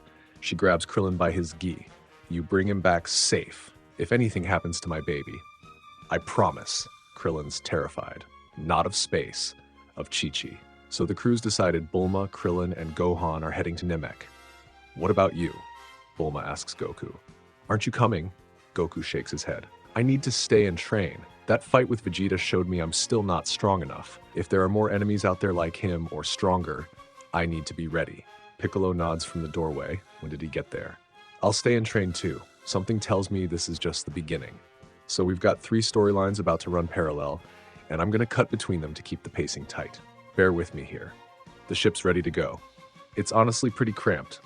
Imagine a camper van, but it's a spaceship. There's a main cabin, a tiny kitchen, a bathroom, and that's basically it. Gohan's saying goodbye to his mom, and Chi-Chi's sobbing, hugging him so tight he can barely breathe. You be good, you listen to Krillin, and you come home to me, you understand? I will, Mom. I promise. Goku kneels down and hugs Gohan. Hey buddy, you're gonna do great. Remember everything Mr. Piccolo taught you, and remember, you're stronger than you think. Half Saiyans have even more potential than full-blooded Saiyans. Really? Gohan's eyes are wide. Really? I'm proud of you, son. They board the ship, the door closes, and with a whoosh of energy, they blast off into space. Chi-Chi's watching from the ground, and Goku puts his arm around her as the ship disappears into the sky. He'll be okay, Goku says quietly. He better be, Chi-Chi says, and there's steel in her voice. Cut to space. Vegeta's pod is approaching one of Frieza's medical stations, these floating facilities where soldiers get patched up between missions. The pod docks, and medical droids pull Vegeta out. He's barely conscious, covered in burns and bruises, and the first thing the head medic says is, get him in a healing tank immediately. He's near death. They submerge him in one of those green liquid healing tanks, and Vegeta's eyes close. But even unconscious, his mind is racing. Flashback to the fight, Goku's Kaioken aura. The pressure, the spirit bomb, the humiliation of losing to a low-class warrior, but also respect. Vegeta's never felt respect for anyone before, but Kakarot spared him, told him he could become something greater. I'll surpass you, Kakarot, Vegeta mutters in the tank, bubbles rising around him. I'll unlock whatever power you used, and next time we meet, he clenches his fist underwater. I'll either kill you or thank you for waking me up. The tank's computer shows his power level slowly climbing as his body heals and adapts. Saiyans get stronger after every near-death experience. It's called a Zenkai boost, and Vegeta just had the biggest near-death experience of his life. Back on Earth, Goku's at the lookout with Kami and Mr. Papo. So here's my problem, Goku says, pacing. I can use Kaioken times 4, but it destroys my body. Even with God Ki reinforcing my cells, I could only hold it for a few minutes against Vegeta before I started tearing myself apart. I need to push it further. Kami strokes his beard. The Kaioken multiplies your power by forcing energy through your body beyond normal limits. The strain is immense. Most mortals would die at even Kaioken times 2. But I'm not most mortals, Goku points out. I've got God Ki. That's got to count for something, right? Indeed. Your divine energy reinforces your cellular structure far beyond normal limits. In theory, you could push Kaioken much higher than King Kai ever intended. But there's a risk. Push too far, and even God Ki won't be able to protect you. Goku grins. Then I guess I need to find out where that limit is. He spends the next few weeks training on the lookout. We get a montage. Goku using Kaioken times 2, times 3, times 4. Pushing his body, feeling where the strain starts, backing off before he causes serious damage. Mr. Popo's watching. You're learning restraint. That's good. Yeah, but restraint won't help if someone stronger than Vegeta shows up, Goku says, powering down. He's breathing hard, sweat dripping. I need more. Then about 3 weeks after the Namek crew left, it happens. Goku's meditating. Well, trying to. He's terrible at sitting still. And suddenly he hears a voice in his head. Goku, can you hear me? It's King Kai. Goku's eyes snap open. King Kai? What's wrong? Big trouble, Goku. Your friends, they went to Namek, right? Yeah, to use the Dragon Balls there. Why? Because there's someone else on Namek, someone incredibly dangerous. His name is Frieza, and he's a galactic tyrant who's been conquering planets for decades. He's after the Namekian Dragon Balls too. He wants to wish for immortality. Goku's blood runs cold. How strong is he? There's a pause. Then King Kai says very seriously, Goku, Frieza's power level in his base form is over 530,000. That's more than 20 times stronger than Vegeta was. And he has multiple transformations that make him even stronger. 500. Goku can't even process that number. King Kai, my friends are there. My son is there. I know. That's why I'm contacting you. You need to get to Namek now. But Goku, even with your God Ki, even with the Kaioken, I don't know if you can beat him. I have to try. Then listen carefully. I'm going to give you coordinates to Capsule Corporation. Bulma's father has been working on a new ship with an advanced gravity chamber. You can train on the way there. It's your only chance. Goku stands up, determination burning in his eyes. How long will it take to get there? 6 days at maximum speed, the same time it took your friends. Then I'm already behind, Goku says. I need to leave now. He flies down from the lookout, lands at Capsule Corp, and Dr. Brief is there waiting. King Kai must have contacted him too. Goku, the ship's ready. Dr. Brief smoking a cigarette, looking worried. But I have to warn you, the gravity chamber is experimental. I've only tested it up to 50 times Earth's gravity, but theoretically it can go up to 100 times or more. I'll take it, Goku says immediately. Chi-Chi comes running out. Goku, you're leaving? You just got back!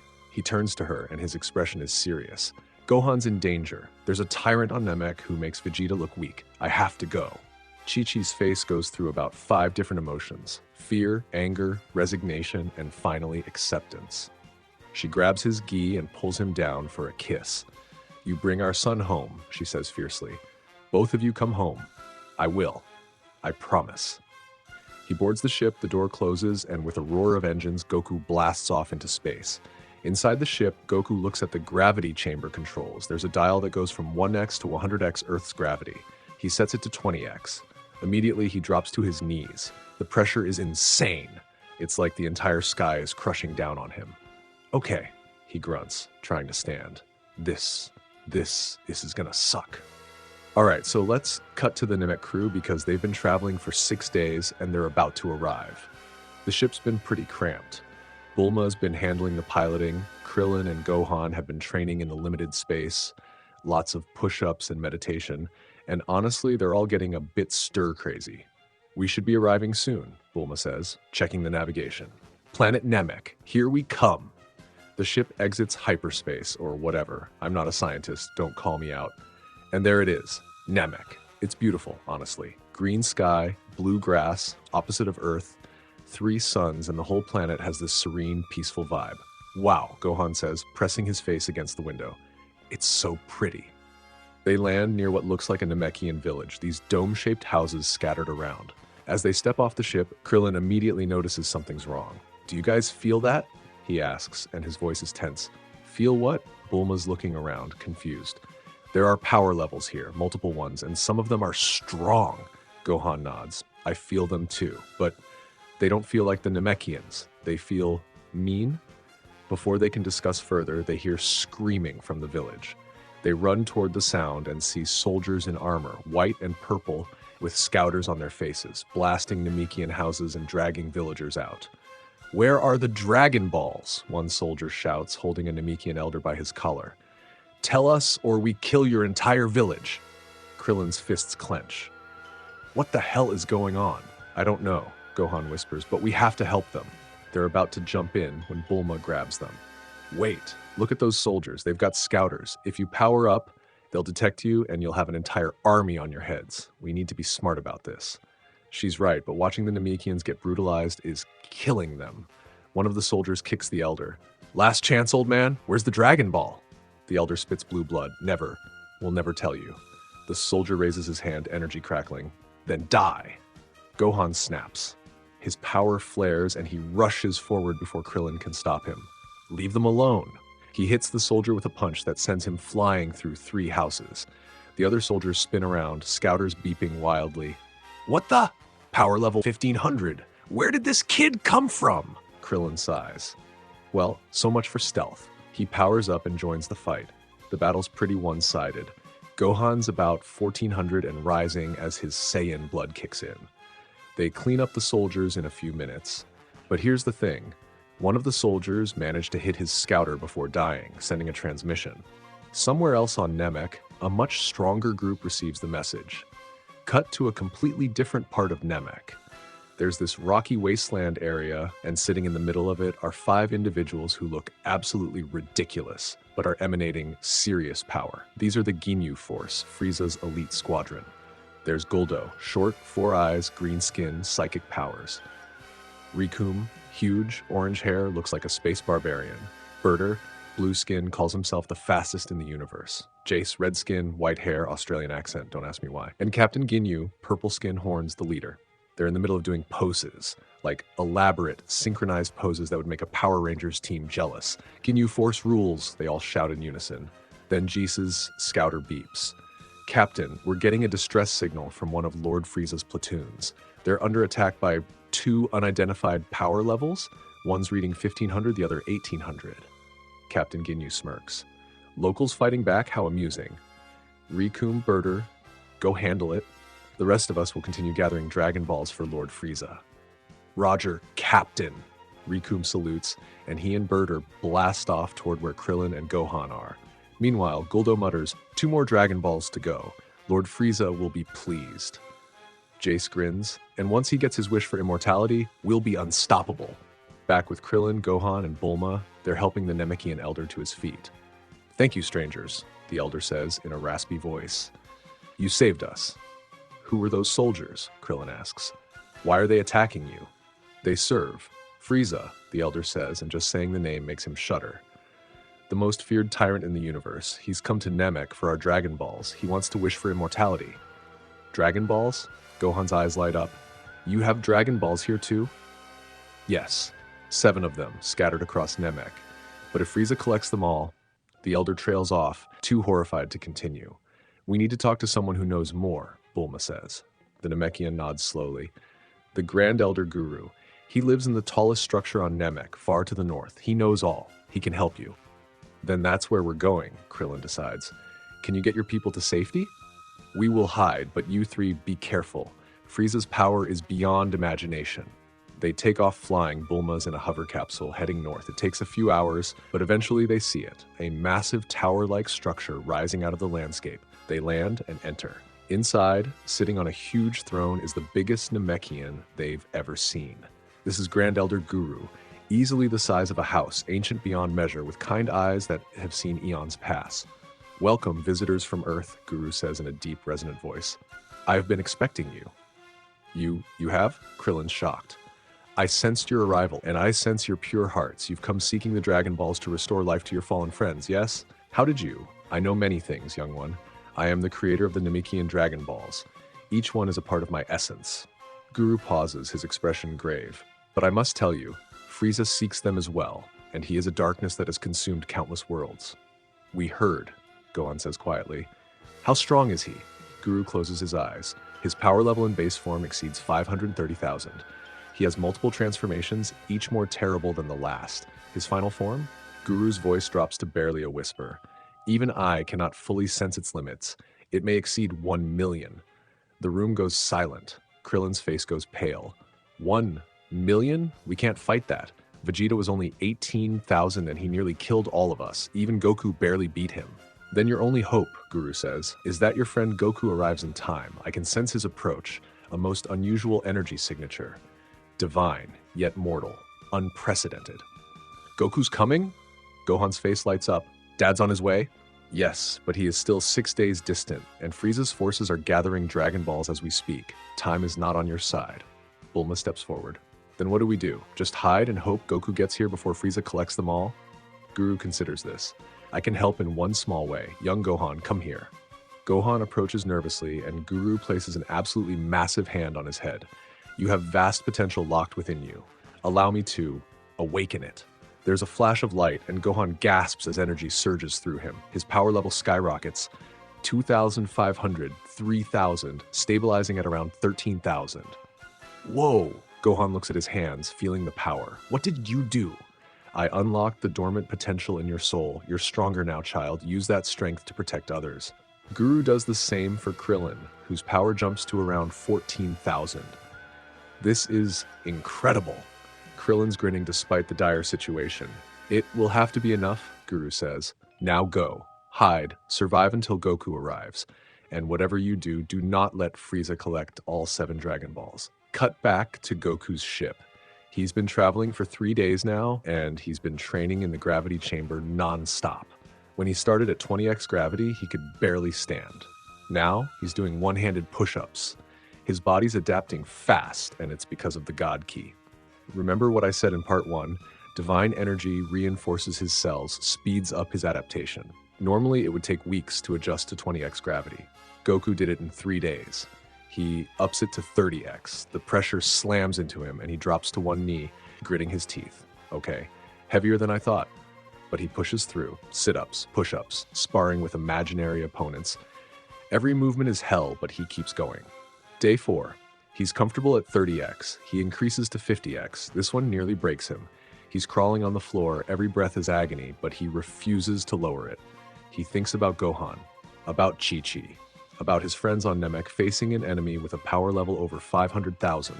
Come on, he shouts at himself. You're not done. Move, Goku. Move. He forces himself to stand. Takes one step, then another. His God Ki is flaring internally, working overtime to keep his body from literally crushing itself. Day 5, he's doing Kaioken practice in 50x gravity. Kaioken times 2 at 50x gravity feels like his bones are going to shatter, but he holds it for 10 seconds, 20, 30. He's pushing his limits in ways that would kill anyone else. Day 6, he cranks it up to 100x gravity, and he collapses, can't move, can't even lift his head. The ship's computer is beeping warnings, danger, gravity level unsafe, user may experience severe injury. Shut up. Goku gasps. He focuses on his God Ki, drawing on that divine energy deep in his cells. It flows through him like a river, reinforcing his muscles, his bones, his organs. Slowly, painfully slowly, he rises to his hands and knees, then to his feet.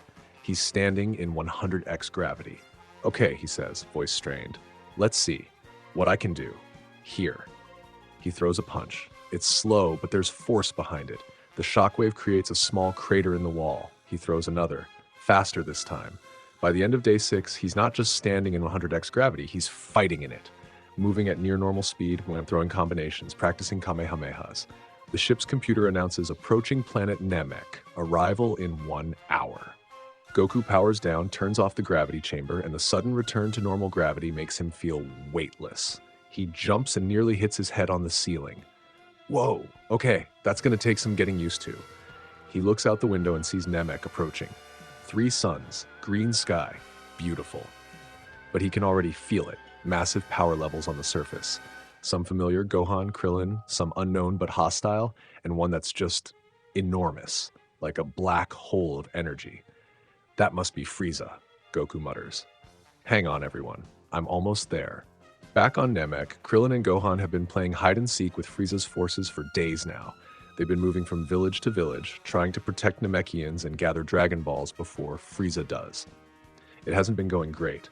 They've managed to secure 2 Dragon Balls and hide them in a cave, but Frieza's forces have 5, and they can feel multiple powerful enemies closing in. They're resting in the cave when Gohan suddenly perks up. Do you feel that? Feel what? Krillin's exhausted, barely keeping his eyes open. That energy signature, it's Dad. Krillin focuses and his eyes go wide. You're right, that's Goku. He's here. They fly out of the cave and see a capsule corp ship descending from the sky. It lands nearby, the door opens, and out steps Goku. He looks different, more muscular, more defined. The training in 100x gravity has clearly paid off. But it's his eyes that catch Gohan's attention. There's a sharpness there, a focus that wasn't there before. Dad! Gohan tackles him in a hug, crying. You came. You actually came. Goku hugs him tight. Of course I came, buddy. I'll always come for you. He looks at Krillin. You okay? Now I am. Krillin grins. Man, am I glad to see you. This planet's been insane. There's this tyrant named Frieza who's... I know, Goku interrupts. King Kai told me everything. Where is he? Frieza? Krillin points in a direction. That way, we can feel his power level from here. Goku, it's massive, like way bigger than Vegeta. Goku nods slowly, sensing it too. Yeah, I feel it. But I've been training. I'm a lot stronger than I was against Vegeta. How much stronger? Krillin asks hopefully. Goku considers. Put it this way, if I fought Vegeta again right now in my base form, I'd win pretty easily, and I've got the Kaioken on top of that. That's good, right?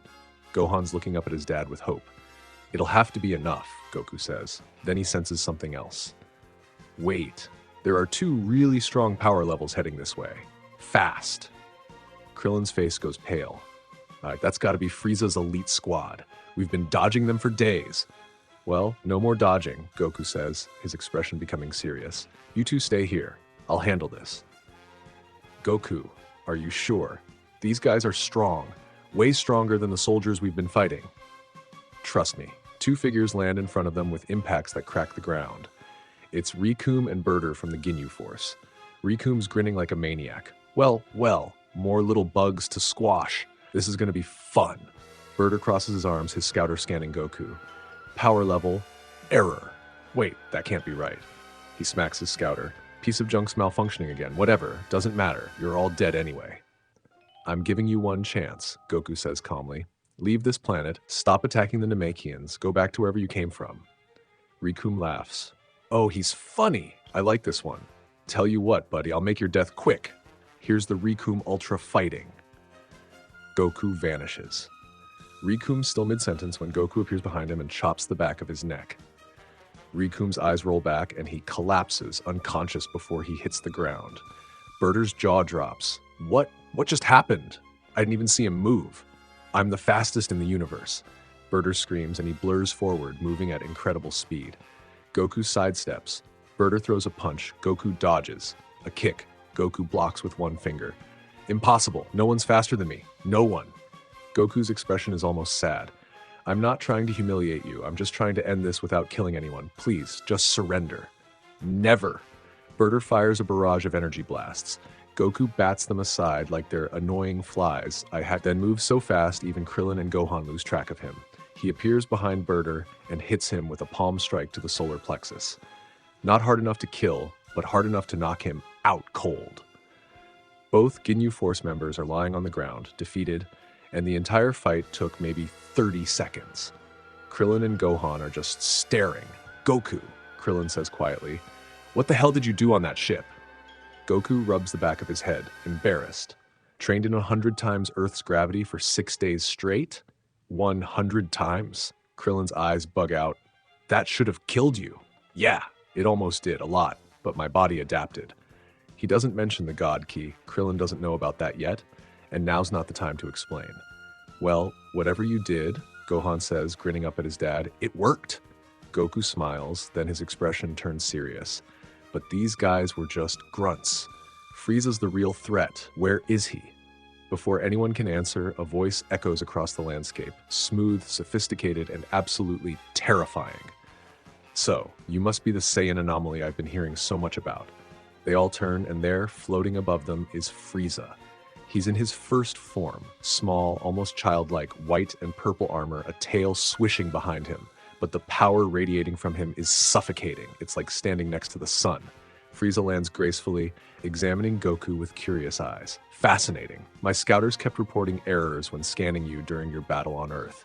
And now, meeting you in person, I understand why. He activates his scouter and it immediately starts glitching. Power level, error, no signal.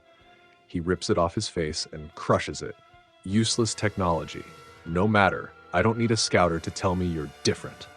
Goku steps forward, positioning himself between Frieza and his friends. You're Frieza. Oh, so you've heard of me. How delightful. Frieza's smile doesn't reach his eyes. And you must be Son Goku, the Saiyan who defeated Vegeta. Tell me, what technique do you use to mask your power so completely? I'm quite curious. It's not a technique, Goku says carefully. It's just how I am. How mysterious, but I'm afraid I don't have time for riddles. You see, I'm here for the Dragon Balls. I'm sure you've heard I intend to wish for immortality, and your little friends have been quite the nuisance, hiding 2 of them from me. Goku's fists clench. I can't let you have them. Frieza's smile widens. Oh, and how exactly do you plan to stop me? I've conquered hundreds of worlds. I've destroyed entire civilizations with a flick of my finger. Because I'm not like other Saiyans, Goku says simply. Yes, I've noticed. That peculiar energy signature, or lack thereof, the way space itself seems to bend around you during combat, according to my soldiers' reports. Most intriguing. Frieza taps his chin. Tell you what, I'll give you a sporting chance. Attack me with your full power. Let me see what makes you so special. Goku looks back at Krillin and Gohan. Get out of here. Take Bulma and those Dragon Balls and go. Hide them somewhere safe. But Goku, the urgency in his voice makes them move. Krillin grabs Gohan and they take off flying. Frieza watches them go, amused. Letting them escape? How noble and foolish, but very well, I'll deal with them after I've dissected whatever trick you're using. Goku powers up. Not much, just enough to test the waters. His aura flickers around him, and even though it's not visible base form below the manifestation threshold, the pressure is immediate. Frieza's eyes widen slightly. Oh my, that's unusual. I can't sense your energy at all, but I can feel something. Pressure, weight, like the air itself is being compressed. He tilts his head. What are you? I'm just a Saiyan from Earth, Goku says, and I'm asking you one more time. Leave Namek. Leave these people alone. You don't have to do this. Frieza's smile vanishes. Oh, but I do. You see, I've spent decades building my empire. I've crushed anyone who dared oppose me, and I will not be lectured by a monkey with delusions of heroism. He raises one finger. Let me show you the difference between us. He fires a death beam, a thin, precise laser of energy aimed directly at Goku's heart. Goku tilts his head, and the beam passes by his cheek, so close it singes his skin. Frieza's eyes narrow. You dodged that. Impressive. Most can't even see it coming. I've trained with gods, Goku says. I've died and come back. I've fought enemies who would have destroyed Earth, and I'm not letting you hurt anyone else. Gods? Frieza's interest is piqued.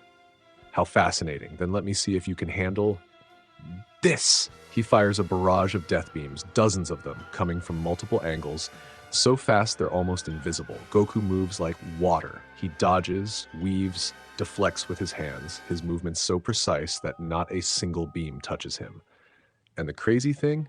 He's not even trying that hard. Frieza stops, genuinely shocked. Impossible. That technique requires processing speed beyond anything I've encountered from a Saiyan. What training could possibly? Goku rushes forward and throws a punch. Frieza blocks it with his tail, but the impact sends a shockwave that flattens the ground for 100 meters in every direction. Frieza's forced backward, his feet dragging trenches in the rock. He looks at his tail. There are cracks in his bioarmor from that single punch. You damaged me?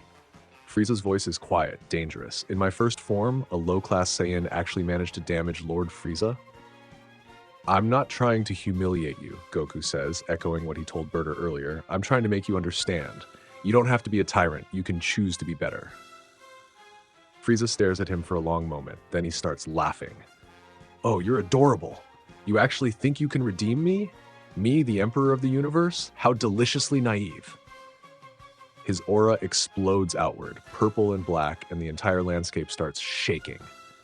Very well, Saiyan. You've earned the honor of seeing my second form, and trust me when I say you'll regret making me waste the energy to transform. His body starts to change. He grows taller, his horns extend, his muscles bulk up. The transformation is violent, grotesque, and when it finishes, Frieza's power has doubled. There! Frieza's voice is deeper now, more monstrous. Over 1 million in power level. Let's see you dodge now! He vanishes and appears behind Goku, tail whipping forward like a spear. Goku catches it with one hand. Frieza's eyes go wide. What? You're stronger, Goku admits, but I can still keep up. Frieza, please. Silence! Frieza rips his tail free and fires a Kai-Ai, a shockwave of pure force that explodes against Goku's guard, sending him flying backward through several rock formations. Goku crashes and skids to a stop, bleeding from his lip. He wipes it away, and for the first time, there's a hint of frustration in his eyes. Okay, I tried talking. Guess we're doing this the hard way. He powers up more, and the pressure intensifies. The sky starts to darken.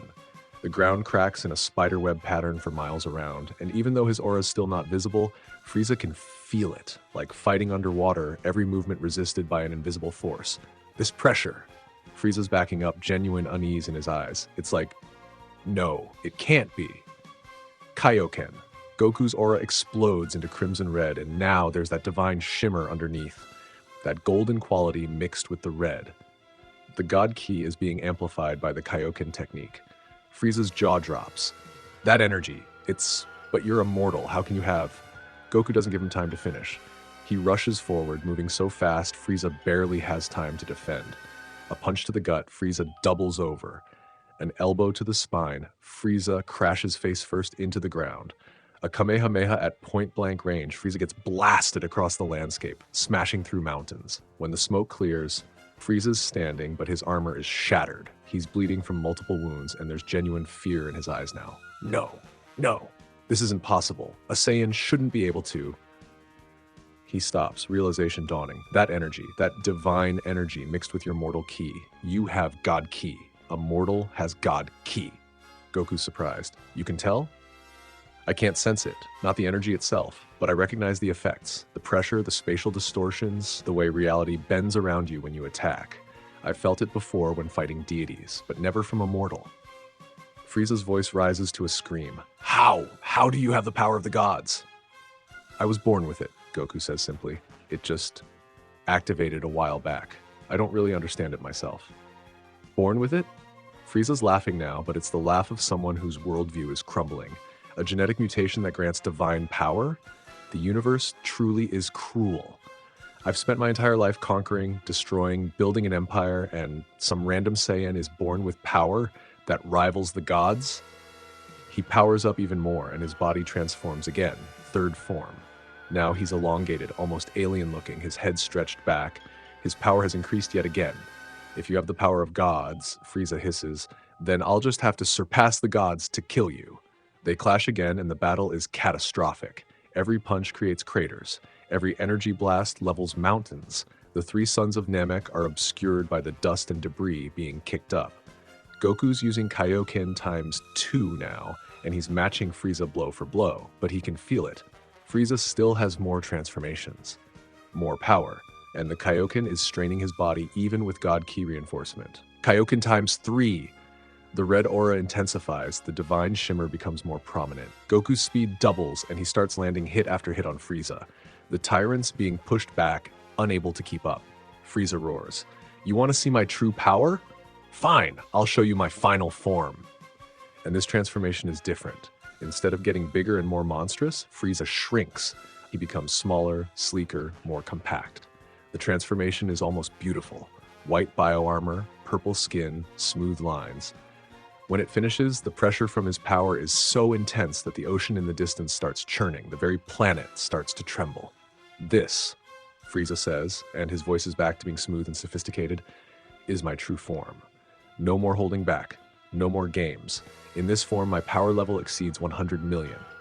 And I haven't even begun to try yet. Goku can feel it. Frieza's power in this form is massive, way bigger than anything he's faced. Bigger than Vegeta, bigger than the Ginyu Force, bigger than anything on Earth. But he doesn't back down. Then I guess I'll just have to push even harder. Kaioken times 4! The red aura becomes an inferno. The divine energy underneath is now clearly visible even to Frieza. Golden light mixed with crimson, creating this otherworldly glow. The pressure is so intense that the ground beneath Goku's feet shatters, creating a crater that extends for miles. Impossible. Frieza's genuinely shocked. You're multiplying that divine energy? The strain on your body should be... Goku moves, and even Frieza, who's been keeping up until now, almost loses track of him. They clash in midair, and the shockwave from their fists meeting creates a visible ripple in space itself. They exchange blows so fast they're blurs, Goku with Kaioken times 4 amplifying his God Ki, Frieza with his final form's full power. They separate, both breathing hard. You're strong, Frieza admits, and there's genuine respect in his voice now, mixed with rage. Stronger than I anticipated. That technique, Kaioken you called it, combined with your innate divine energy, it's giving you power that rivals my own. But there's a flaw. What flaw? Goku's trying to hide it, but his body is screaming. Even with God Ki reinforcement, Kaioken times 4 is tearing him apart from the inside. Your body can't handle that much power, Frieza observes. I can see it. Your muscles are tearing, your energy flow is becoming unstable. You can maintain that form for what? A few minutes? Maybe less? He's right. Goku can feel his body reaching its limits. His God Ki is working overtime trying to keep him from literally shaking apart. Whereas I, Frieza continues, floating casually, can fight at this level for hours, days even. I was born for this power, you're just borrowing strength beyond your natural limits. Goku powers down from Kaioken, breathing heavily. You're right, I can't maintain that forever. Then surrender, Frieza says. Tell me where the Dragon Balls are hidden. I'll make your death quick and painless. You've earned that much respect. Not happening. Then you're a fool. Frieza fires a massive energy sphere, a supernova, though he doesn't call it that yet. It's the size of a building, crackling with enough energy to destroy a large portion of Namek's surface. Goku raises his hands. Kaioken times 10! The red aura explodes to new heights, and even Frieza takes a step back in shock. 10! You'll kill yourself! Goku's body is in agony. His muscles are ripping, his bones are cracking, his God Ki is barely holding him together. But he focuses all that power and fires. Kamehameha! The blue beam mixed with that divine golden shimmer meets Frieza's supernova, and the two attacks collide in midair. The resulting explosion is blinding. It lights up Namek's sky like a second sun, and the shockwave can be felt across the entire planet. When the smoke clears, both fighters are still standing. Barely. Goku collapses to one knee, blood dripping from his nose, mouth, ears. That's all I've got. Frieza's not much better. His pristine final form is covered in scorch marks and cracks. He's bleeding from multiple wounds. You actually hurt me in my final form. They're both exhausted, neither able to continue at full power. It's a stalemate. Then Frieza starts laughing. Oh, this is rich! We fought to a standstill, but here's the thing, Saiyan. I've only been using 50% of my power in this form. Goku's eyes widen. What? That's right. I have twice this much power still in reserve. I've been holding back because I rarely need more than half. But you've earned the honor of seeing my absolute maximum. Frieza's aura explodes, and his power doubles. The entire planet starts to shake violently.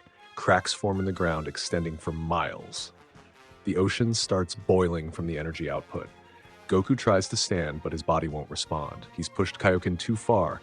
His God Ki is still trying to heal him, but it's not fast enough. Any last words, Saiyan?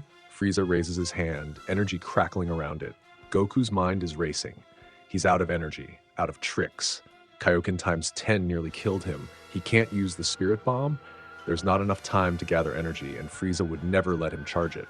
He thinks about Chi-Chi, about Gohan, about all his friends on Earth, about the Namekians who've suffered under Frieza's tyranny. And then he feels it, something changing inside him. His God Ki, which has been flowing through him this whole time, suddenly surges. Not from external energy, not from a technique, from somewhere deep inside, from his Saiyan blood responding to the overwhelming pressure, the rage at being helpless, the need to protect those he loves.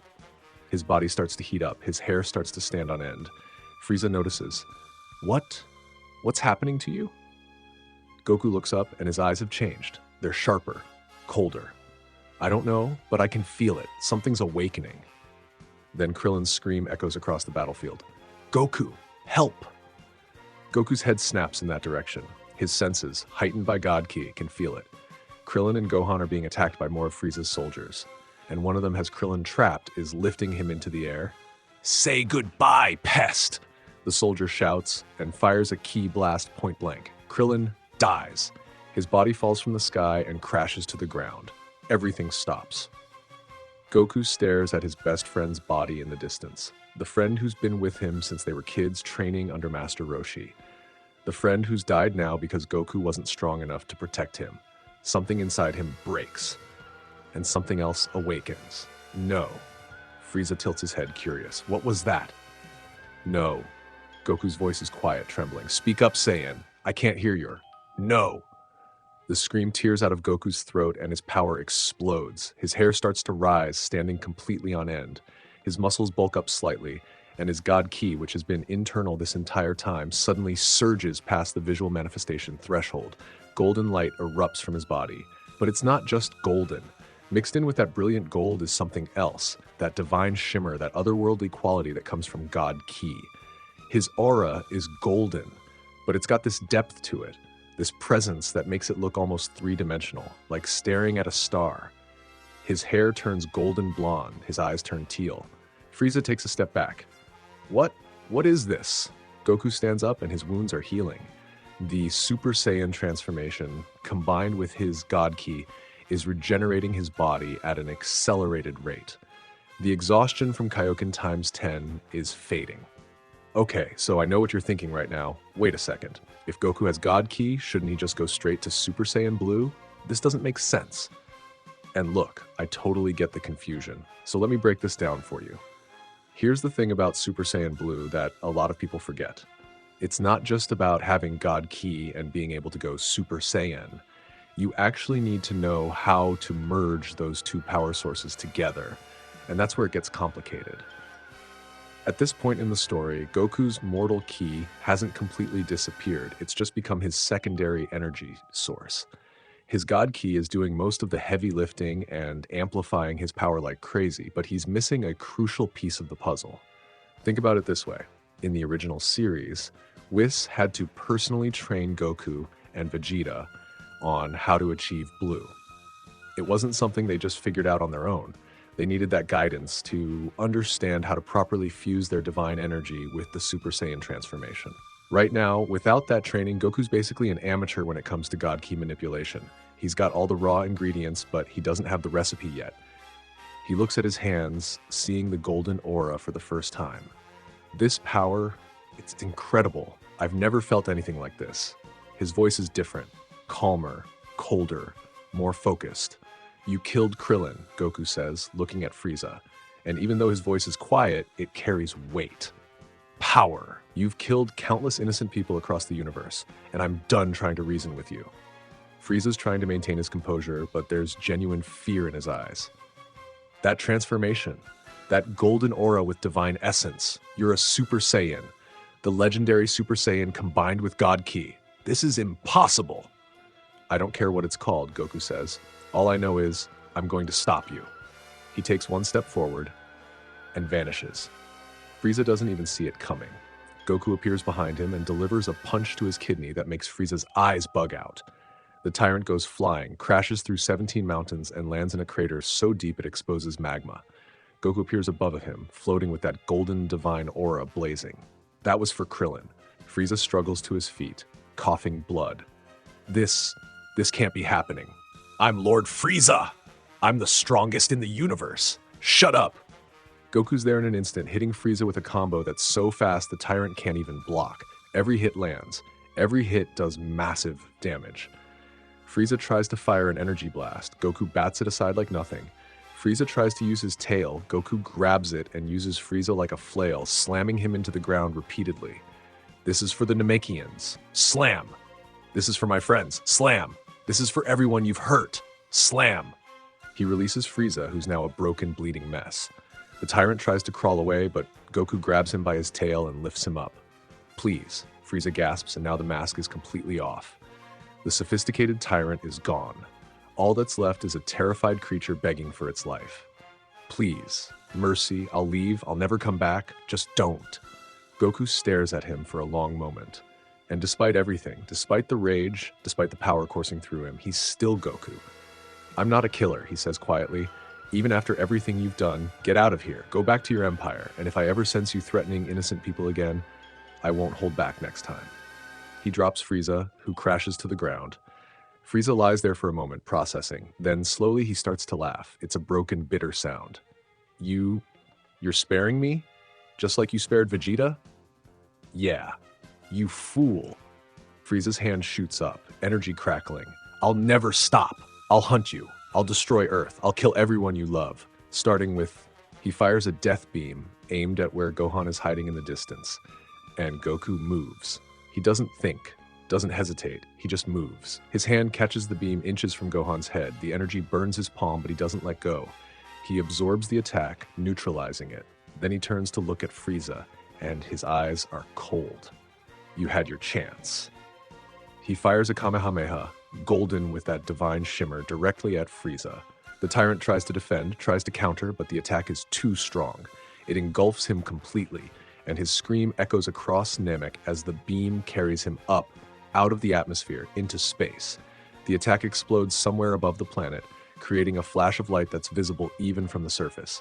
Goku powers down from Super Saiyan, and his hair returns to black. His eyes return to normal. The golden aura fades. He collapses to his knees, completely exhausted. It's over. Gohan and Bulma rush over. Bulma had been hiding in a cave the whole time. "Dad, you did it! You actually beat Frieza!"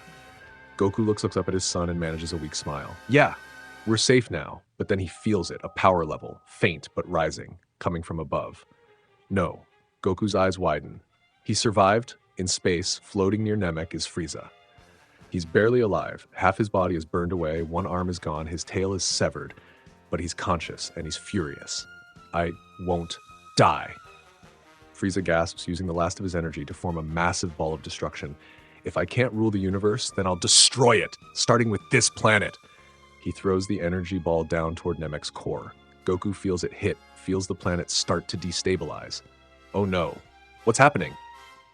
Gohan's looking around as the ground starts to shake violently.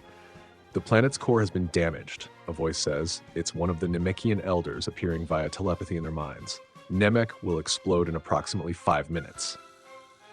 5 minutes? Bulma's panicking. "We need to get to the ship." "Wait," Goku looks around. "The Dragon Balls. We can still use them."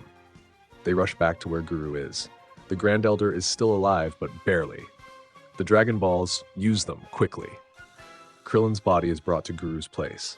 The 7 Dragon Balls are gathered. Frieza's forces had scattered them when Goku arrived, and in the chaos, the Z-Fighters managed to collect them.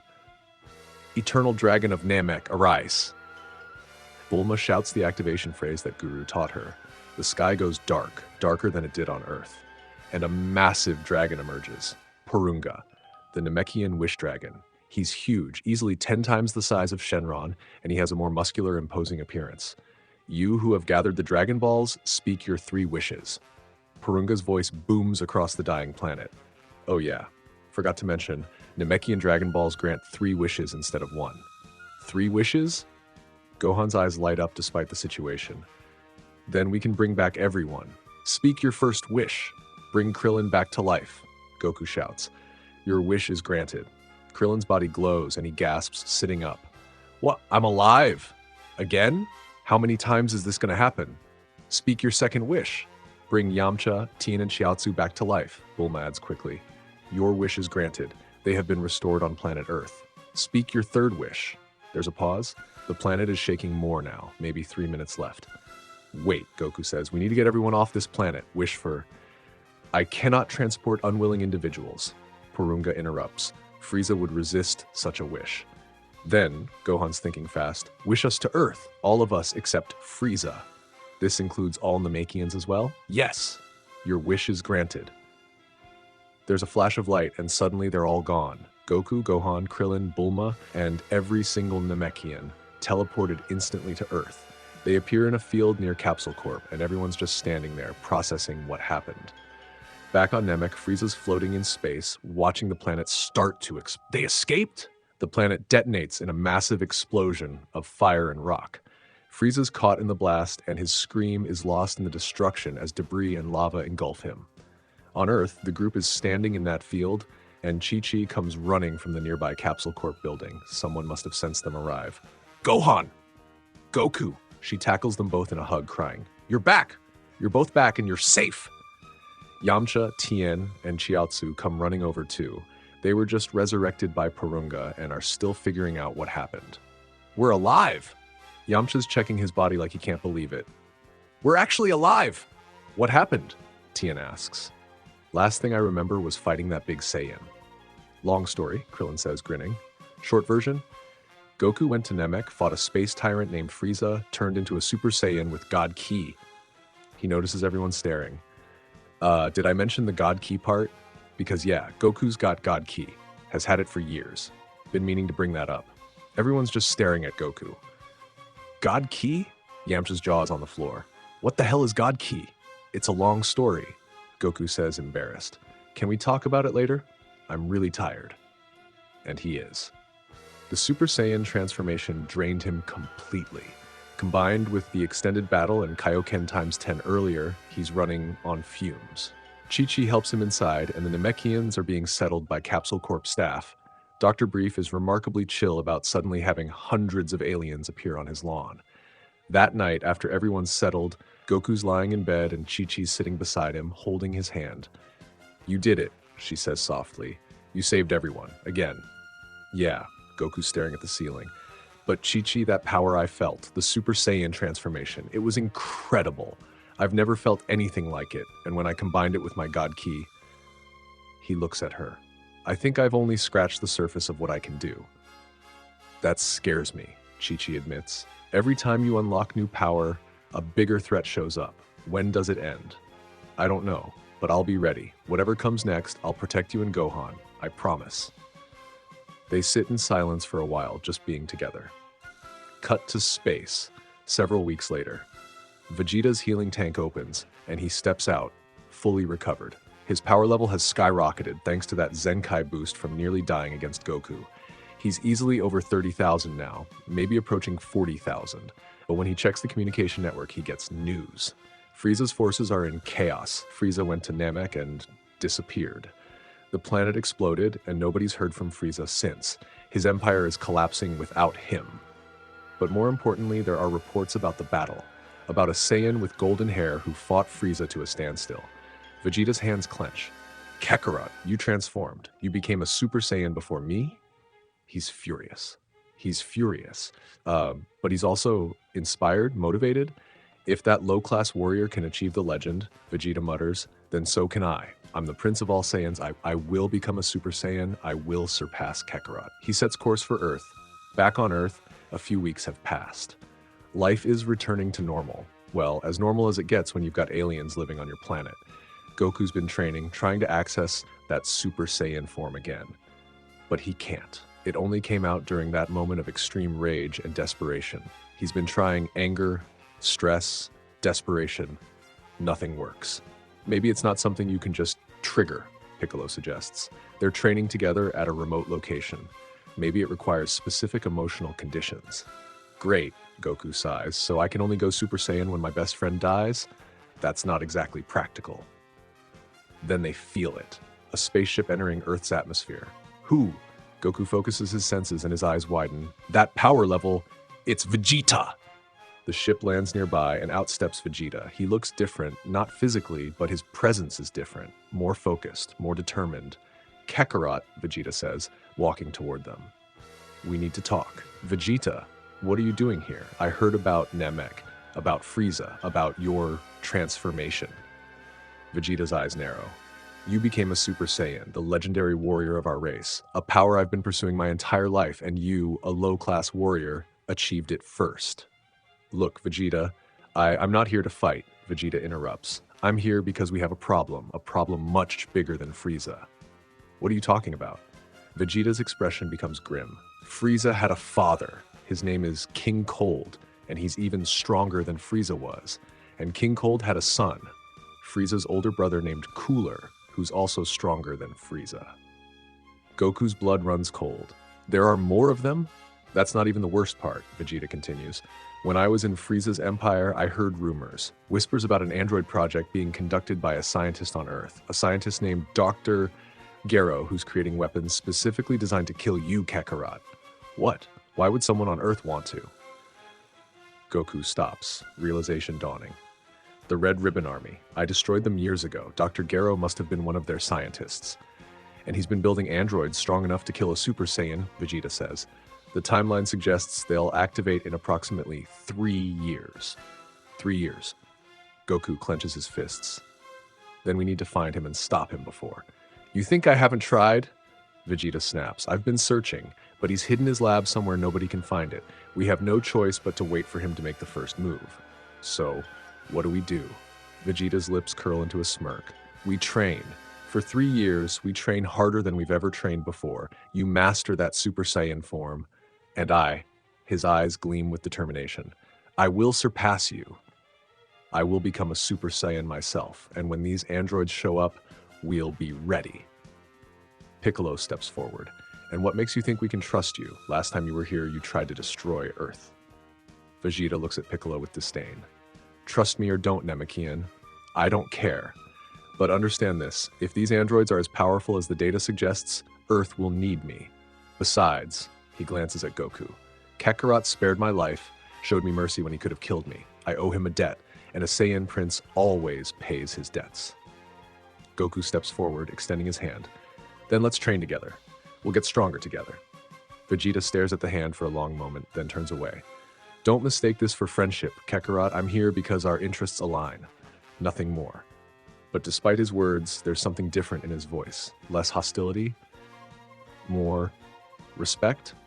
Fine by me, Goku says, smiling. But you're still training with us whether you like it or not. Vegeta grunts but doesn't disagree. Cut to the depths of space. A massive ship, even larger than Frieza's flagship, is floating near the debris field that was once planet Namek. Inside the throne room sits a figure that looks exactly like Frieza, but larger, more imposing. This is King Cold, Frieza's father. A soldier approaches, kneeling. Lord Cold, we've searched the debris field. There's something you need to see. They bring in a containment unit, and inside is what's left of Frieza. He's barely alive. Most of his body is gone, replaced by cybernetic parts hastily attached to keep him functioning. One arm is mechanical, half his face is metal, his tail is now partially robotic. Father. Frieza's voice is distorted, half organic, half mechanical. Father, help me. King Cold's eyes widen, then narrow with rage. Who did this to you, my son? Who dared to reduce the mighty Frieza to this? A Saiyan. Frieza gasps. Named Goku, he transformed, golden hair, divine energy, Super Saiyan with God Ki. King Cold stands, and his power erupts. The entire ship shakes from the force. A Saiyan did this? Impossible. We destroyed planet Vegeta. There shouldn't be any Saiyans left with that kind of power. He is from Earth, Frieza manages. Then we will go to Earth, King Cold says, his voice cold as ice. We will rebuild you, make you stronger, and together we will destroy this Saiyan, his planet, and everyone he's ever cared about. Slowly. Frieza's remaining organic eye gleams with hatred. Yes, Father. I want him to suffer, to watch everything he loves die before I finally kill him. The ship's engines roar to life, setting course for Earth. Cut to somewhere on Earth, a hidden laboratory built into the side of a mountain, far from any civilization. Inside, an old man with a white mustache and glasses is working frantically. This is Dr. Gero, former scientist of the Red Ribbon Army. He's standing before a row of tubes, each one containing a figure suspended in fluid. Androids. Some look human, some look mechanical, and some look like a disturbing mix of both. Android 16, 17, 18. Gero mutters, checking their progress. Still not complete. I need more time. More data. He pulls up a screen showing footage from the Saiyan battle, Goku fighting Vegeta. But every time Goku uses his God Ki-enhanced attacks, the sensors can't read him. The screens just show error messages and static. Damn it! Gero slams his fist on the console. My collection drones gathered his cells, his genetic material, but this energy he uses, it doesn't register on any of my instruments. How am I supposed to create weapons to kill him when I can't even measure his true power? He pulls up older footage, Goku as a child destroying Red Ribbon bases, Goku fighting Tao, Goku at the tournaments. You took everything from me, Son Goku. My research, my life's work, my purpose. The Red Ribbon Army was going to rule the world, and you destroyed it single-handedly. But I will have my revenge. Even if I can't measure that strange energy of yours, I'll build my androids with enough raw power to overwhelm you. Infinite energy, no stamina drain, no limits. He turns to another tube, this one larger than the others. Inside is something that looks almost insectoid, a creature that's not fully formed yet, but already radiating potential. And if the androids fail, Gero says with a twisted smile, I have my ultimate creation, Project Cell, an organism created from the cells of the world's strongest warriors. He will inherit their techniques, their power, their fighting instincts, and he will evolve. The creature in the tube twitches slightly, as if aware it's being discussed. 3 more years. 3 more years and my revenge will be complete. Enjoy your peace while you can, Son Goku. Your days are numbered. Cut back to our heroes. They're at Capsule Corp, having a meeting with everyone. Goku, Gohan, Vegeta, Piccolo, Krillin, Yamcha, Teen, Chiaotzu, and Bulma. Alright, let me get this straight, Bulma says, looking at Vegeta. You're saying that in 3 years, some mad scientist is going to unleash super powerful androids specifically designed to kill Goku?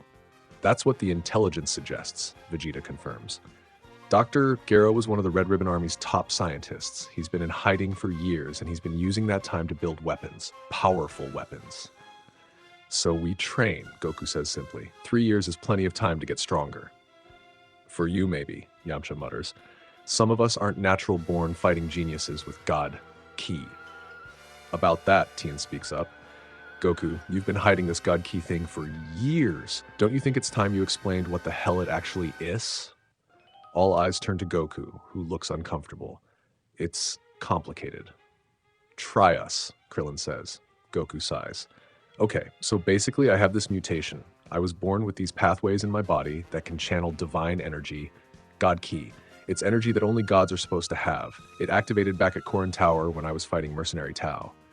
And you just never mentioned it? Yamcha's incredulous. I didn't really understand it myself. Kami told me to keep it quiet because it could draw attention from dangerous beings, and he was right. Frieza figured out I had divine energy just from fighting me, and he completely lost his mind over it. Can you teach it to us? Tien asks hopefully. Goku shakes his head. That's the thing. I can't. It's a biological mutation that only affects my body. It's not in my DNA in a way that can be passed down or taught. Even Gohan doesn't have it. Gohan nods. Grandpa Kami explained it to me. Dad's God Ki is stuck in his body cells. It can't be transferred or inherited. So basically, Goku's got a cheat code and the rest of us just have to get God the old-fashioned way, Krillin summarizes. Pretty much, Goku admits. But that doesn't mean you guys can't get strong. Look at Vegeta. He doesn't have God Ki and he almost beat me before. And Piccolo's been training hard too. We all need to get stronger for what's coming. Vegeta crosses his arms. The difference is I'm going to become a Super Saiyan. That's my path to surpassing Kakarot. Yamcha's lost. What's a Super Saiyan? A legendary transformation of the Saiyan race, Vegeta explains, and there's actual awe in his voice. Golden hair, incredible power, a 50 times multiplier to base strength. Kakarot achieved it on Namek when he fought Frieza. I will achieve it through training and sheer force of will. 50 times? Tien's jaw drops. That's insane. And when I combine it with my God Ki, Goku adds, the aura becomes visible for the first time. That golden glow with the divine shimmer underneath. That's what Super Saiyan with God Ki looks like. Piccolo's been quiet this whole time, thinking. 3 years, multiple threats potentially coming. We need a training plan, something structured. I've got an idea. Piccolo pipes up. Kami has this hyperbolic time chamber. It's a room where time flows differently. 1 day outside equals 1 year inside. It's up at Kami's lookout. You could train for 2 years in just 2 days. Wait, seriously? Goku's eyes light up. That's perfect. There's a catch. The environment inside is harsh. The air is thin, the temperature fluctuates wildly, and the gravity is 10 times Earth's normal. Most people can only stand to be in there for a few hours. I trained at 100 times gravity for 6 days, Goku points out. I think I can handle it. Vegeta smirks. If Kakarot can do it, then so can I. I'll use that chamber to achieve Super Saiyan. Then here's the plan, Piccolo says, taking charge. We have 3 years. That's 36 months. Each of us trains in different ways to maximize our growth. Goku and Vegeta use the hyperbolic time chamber. The rest of us train in the real world. We meet up every few months to spar and gauge our progress. Everyone nods in agreement. And what about Gohan? Chi-Chi's been quiet until now, but her voice cuts through the planning. He's only 5 years old. He shouldn't be training for war. Mom. Gohan starts. No, you're my baby. You've already been to space, fought aliens, almost died multiple times. Enough is enough. Goku puts his hand on her shoulder. Chi-Chi, I know you're scared, but Gohan has incredible potential, even more than me or Vegeta. If these androids are as strong as Vegeta says, we might need him. He's 5. I'll be 8 when the androids arrive, Gohan says. Mom, I want to help. I want to protect people like Dad does. Chi-Chi looks at her son, really looks at him. She sees the determination in his eyes, the same fire that burns in Goku's, and she realizes she's fighting a losing battle. Fine, she says, tears forming. But you're also keeping up with your studies, young man. Training and homework. Understood? Yes, Mom. Gohan grins, hugging her. All right then, Goku says, standing up. 3 years of training starts now. Let's get to work.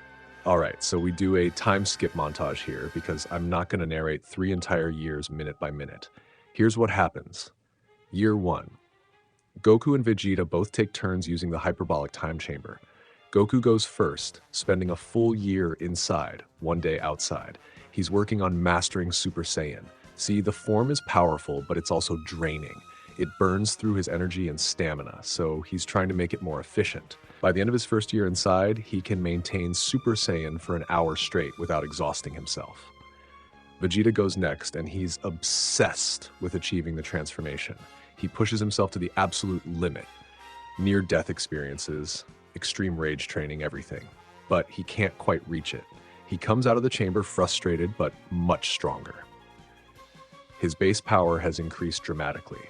Piccolo's been training with Gohan, teaching him advanced techniques. Gohan's learning fast.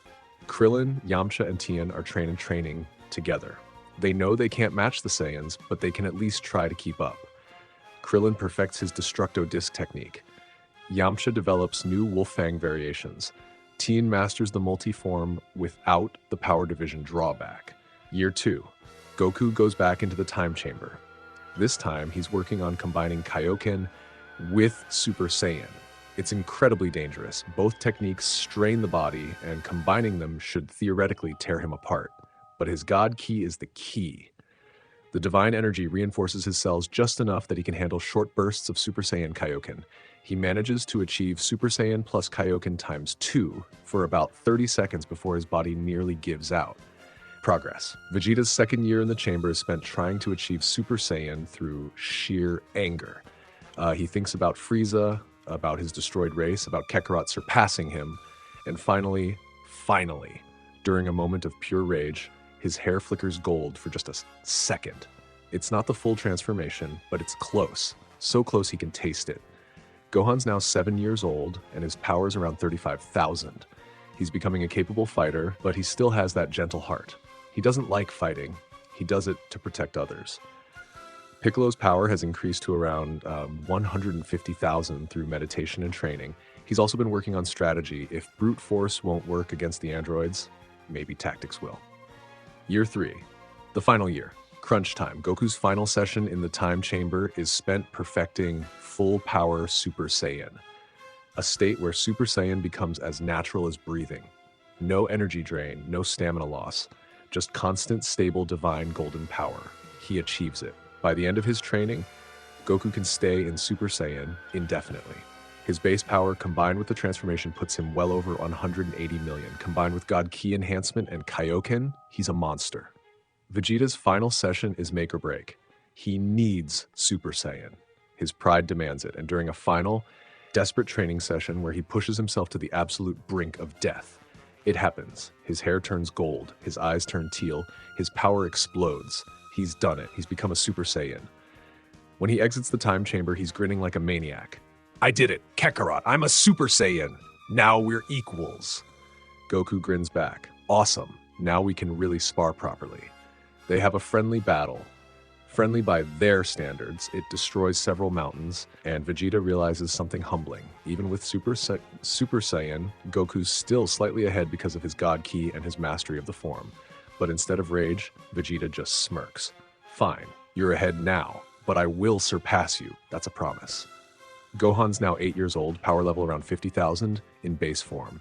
He's strong, but he's still holding back. He doesn't have that killer instinct. The rest of the Z fighters have also improved significantly. Everyone's ready as they'll ever be. 3 years to the day after Vegeta's warning, everyone's gathered in a city, the same one where Trunks shows up in canon, but that hasn't happened yet in this timeline. They're waiting. Tense. Ready. Goku's standing on a rooftop, looking relaxed but alert. Vegeta's beside him, arms crossed. Piccolo, Gohan, Krillin, Yamcha, Tien, and Chiatsu are spread out across the city, watching. Are we sure this is the right day? Piccolo asks through his telepathy. Positive, Vegeta responds. If Dr. Gero is going to make his move, it'll be today, around 10 a.m. in this city. How do you even know that? Yamcha asks. Intelligence from Frieza's old network. They tracked Earth scientists who might pose a threat. Gero was on the list. And we're sure he doesn't know we're waiting? Tien chimes in. If he does, it's too late for him to back out now, Piccolo says. We'll finally end this before it begins. Then Goku feels it. Wait, there's something. No, multiple somethings. Energy signatures approaching, but they're weird. They feel artificial. Two figures land in the middle of the city street. One is a tall, older man with a white beard, dressed all in black with a red scarf. The other is a massive man with orange hair styled into a mohawk, built like a tank. The older man looks around, scanning with what appears to be cybernetic eyes. So, the welcoming committee has arrived. How predictable. You must be Dr. Gero, Goku says, landing in front of them. Ah, Son Goku, my primary target. And you brought friends. Excellent. More data for my collection. The big man beside him laughs. Finally, I get to fight! This is going to be fun. That's Android 19. He specializes in energy absorption, and I am Android 20. I uploaded my consciousness into this body to better pursue my revenge. Your revenge? Goku frowns. Look, I'm sorry about the Red Ribbon Army, but they were evil. They were hurting people. Evil. Jiro's calm facade cracks. We were bringing order to this chaotic world. And you destroyed it. Destroyed my life's work. Well, no more. Today, I will have my revenge. Android 19, attack! Android 19 charges forward, and he's fast. Fast enough that the other Z fighters have trouble tracking him. He swings at Goku. Goku dodges, throws a punch. Goku blocks. But then 19's hands start glowing, and Goku feels something pulling at his energy. What the? Goku jumps back, breaking contact. Energy absorption! Piccolo shouts. Don't let him touch you. Too late for warnings. 19 rushes Goku again, and this time he grabs Goku's arm. Goku feels his energy being drained, but here's the thing. 19 can only absorb his mortal ki. The God Ki is on a frequency the android can't even detect, let alone drain. So while 19 thinks he's draining Goku's power, he's only getting maybe 30% of Goku's total energy. The God Ki portion is completely untouched. Goku yanks his arm free and powers up to Super Saiyan. The golden divine aura erupts, and 19 actually takes a step back from the pressure. That transformation. Jiro's eyes widen. The data was true. He can change his hair color and increase his power dramatically, but my sensors still can't get a proper reading on his full strength. Why? Goku doesn't give him time to figure it out. He rushes 19 and starts hitting him with a combo. Each hit dents the android's mechanical body. 19 tries to grab him again. Goku's too fast. This is for all the people the Red Ribbon Army hurt. Goku fires a Kamehameha at point-blank range. The golden divine beam engulfs Android 19, and when the smoke clears, the android is destroyed. Just completely obliterated. Gero's backing up, panic in his eyes. No, this isn't. My calculations showed you shouldn't be this strong. Your calculations were wrong, Vegeta says, landing beside Goku, because you couldn't measure his God Ki, you fool. You've been building weapons to fight half of his power. God Ki? What are you? No, impossible. Gero turns and runs, flying away at top speed. After him, Piccolo shouts, and they all give chase. Gero leads them to a mountainside with a hidden entrance. He blasts through it and disappears inside. The Z-Fighters find themselves in a massive laboratory. Tubes everywhere, computer banks, and at the far end, more tubes with figures inside them. Android 17, Android 18, Activate. Gero shouts, rushing to a control panel. Don't let him. Krillin fires an energy blast at the console, but he's too late. Two tubes open, and out step two figures who look completely human. A young man with black hair and a scarf, a young woman with blonde hair and a cold expression. These are androids 17 and 18, and unlike 19, they're cyborgs. Humans who were modified with infinite energy reactors and enhanced abilities. 17 looks around, stretching. Finally, I was getting cramped in there. 18 yawns. How long were we asleep? Never mind that, Gero snaps. Your mission is to kill Son Goku. He's right there. He points at Goku. 17 and 18 look at Goku, then at each other, then back at Gero. Yeah, we're not doing that, 17 says casually. What? Gero's sputtering. You're programmed to obey me. I created you.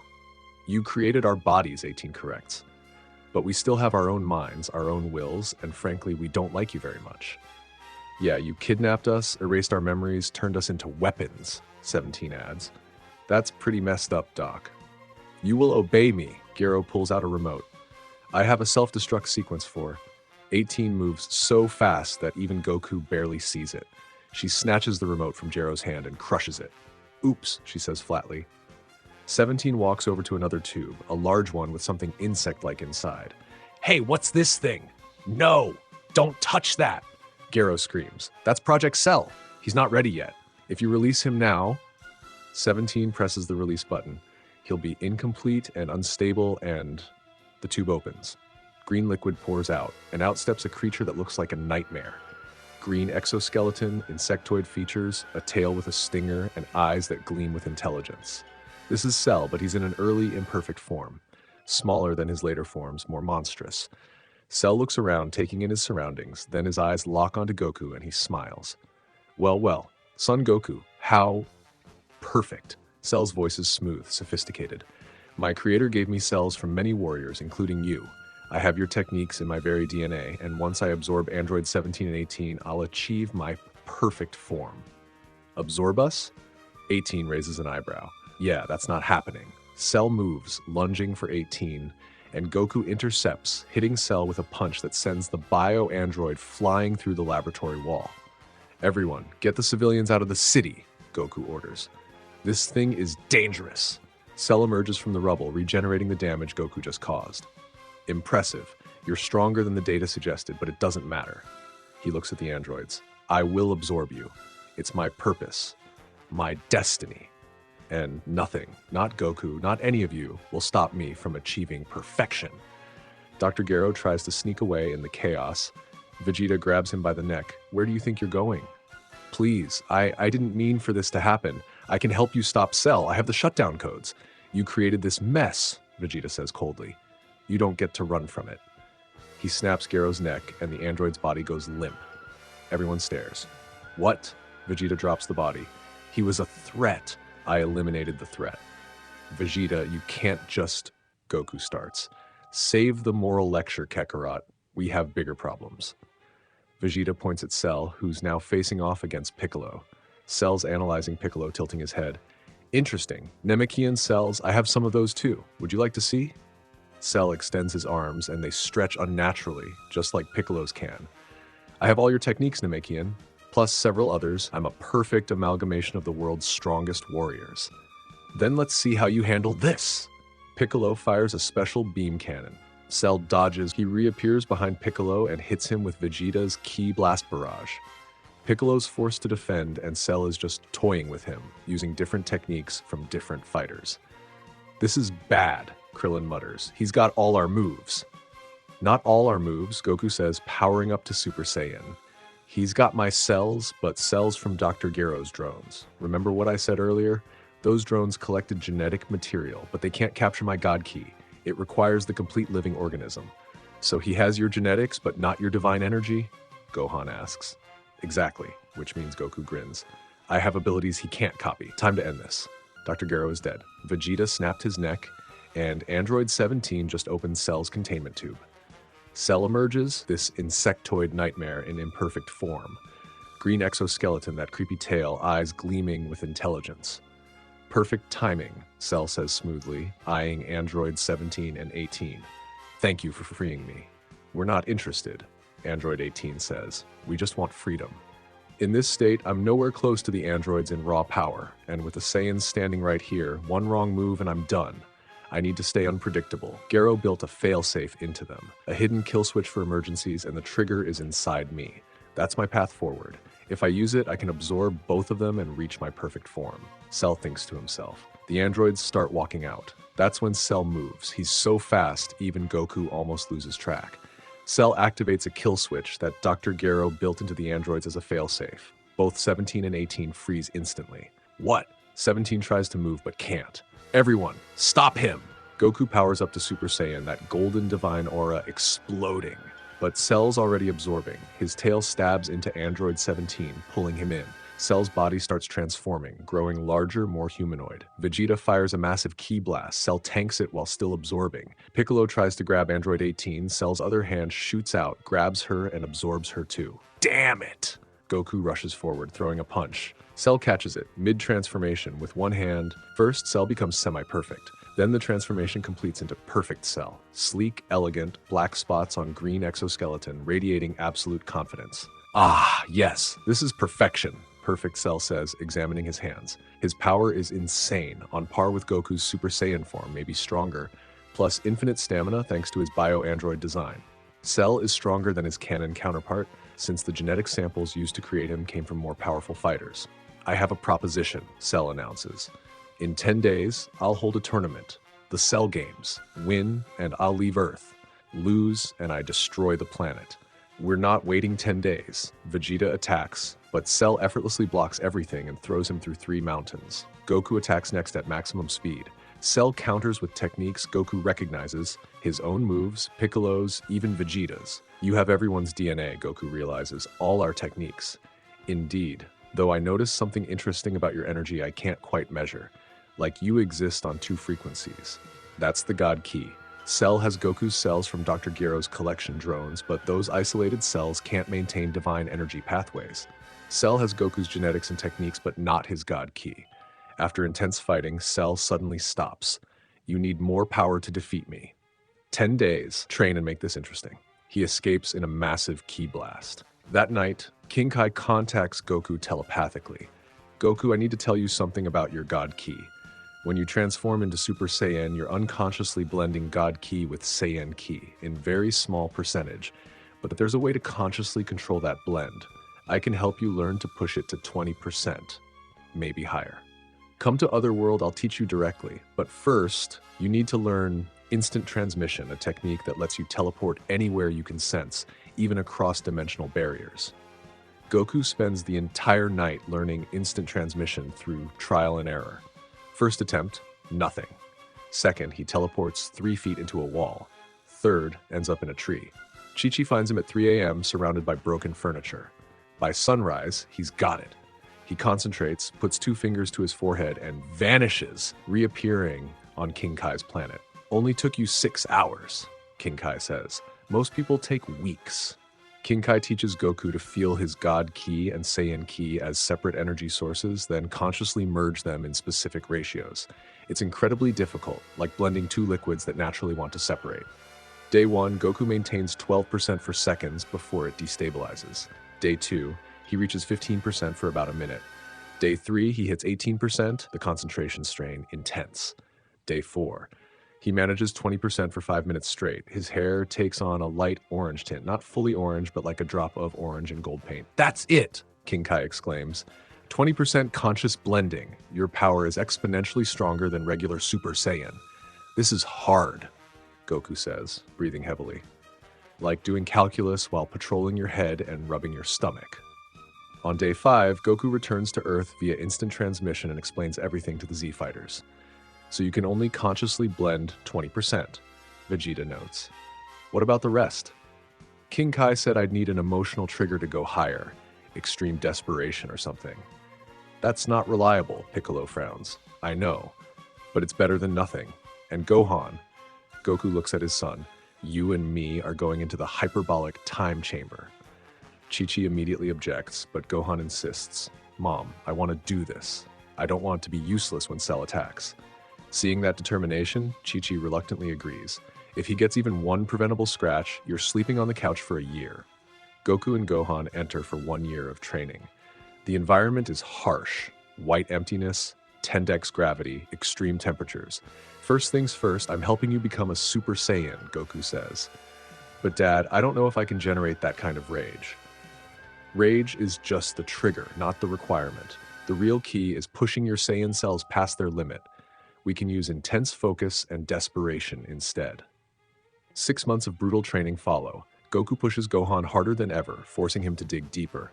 During one intense session, Goku fires a powerful ki blast, stronger than usual.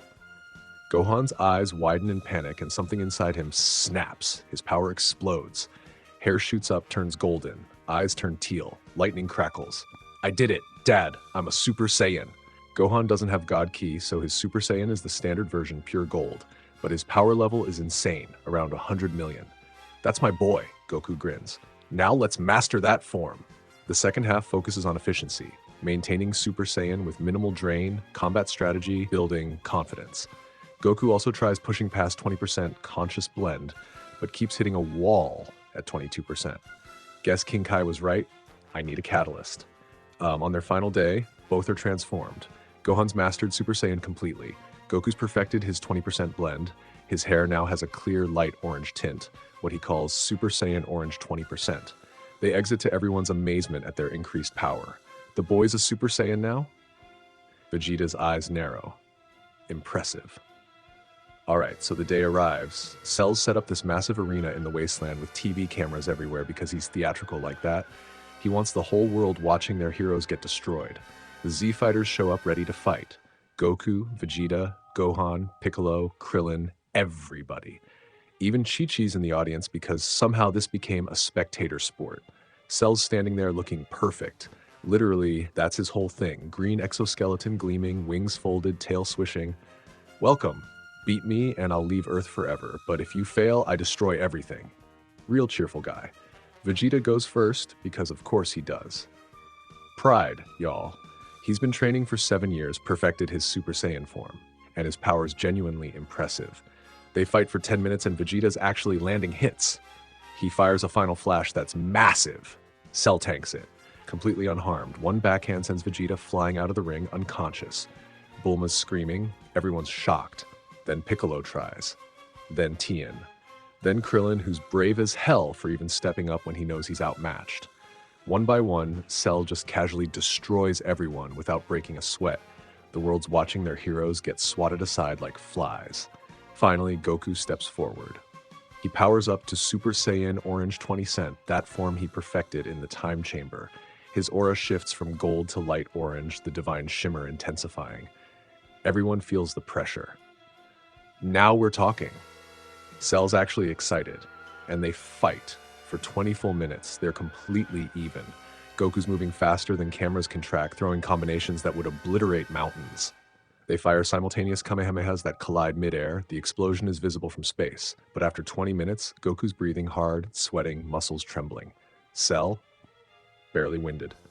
I'm a bioandroid with infinite stamina, Goku. I could fight for days, could you? Goku realizes he's right. Eventually he'd tire out. Cell never would. He powers down. I forfeit. Gohan, you're up. What? Everyone screams. Chi-Chi's losing it. That's your 9-year-old son. But Goku's convinced Gohan has hidden power, so Gohan steps into the ring, powers up to Super Saiyan. And honestly, he's good. Sharp technique, landing hits, but he's holding back emotionally. He doesn't want to hurt anyone. Cell notices immediately. Let me help you bring out that power. He spawns 7 Cell Juniors, blue miniature versions of himself, and they don't just attack Gohan. They attack everyone. It's chaos. Piccolo's arm gets broken. Krillin takes a blast to the chest. Vegeta's fighting too while exhausted. 1 Cell Junior heads toward the audience, toward Chi-Chi. Mother! Gohan flies toward her, catches the Cell Junior's blast with his hands. It detonates point blank. When the smoke clears, Gohan's still standing, shielding his mom, but his arms are burned, blood dripping, barely conscious from pain. The Cell Junior charges another blast, aimed at Chi-Chi. Goku's trying to reach them, but he's too far. No! The blast fires, hits Chi-Chi directly in the chest. She drops, dead instantly. Mom, Gohan's scream is absolutely gutting. He's crying, trying to crawl toward her with burned arms. The Cell Junior appears above him, laughing. Fires another blast point blank. Gohan's thrown into the arena wall. His Super Saiyan form flickers out. He's barely breathing. Cell walks over. Such potential, but you're just a wounded child. He raises his hand. I'll make this quick. No. Goku appears via instant transmission, grabs Gohan, teleports away. He lays his son down gently. Gohan's eyes flutter open. Dad, I'm sorry. I wasn't strong enough. You were so brave, son. I couldn't save Mom. I know, Gohan. I'm sorry, Dad. Gohan's eyes close, his chest stops moving. He's gone. And that's when something inside Goku shatters completely. His power starts exploding. The ground cracks. Rocks float upward. The air feels heavy. Cell, you killed them. You killed my wife. You killed my son. His aura manifests, gold at first, then orange bleeds in. Not a tint this time. Real orange, deep and vibrant.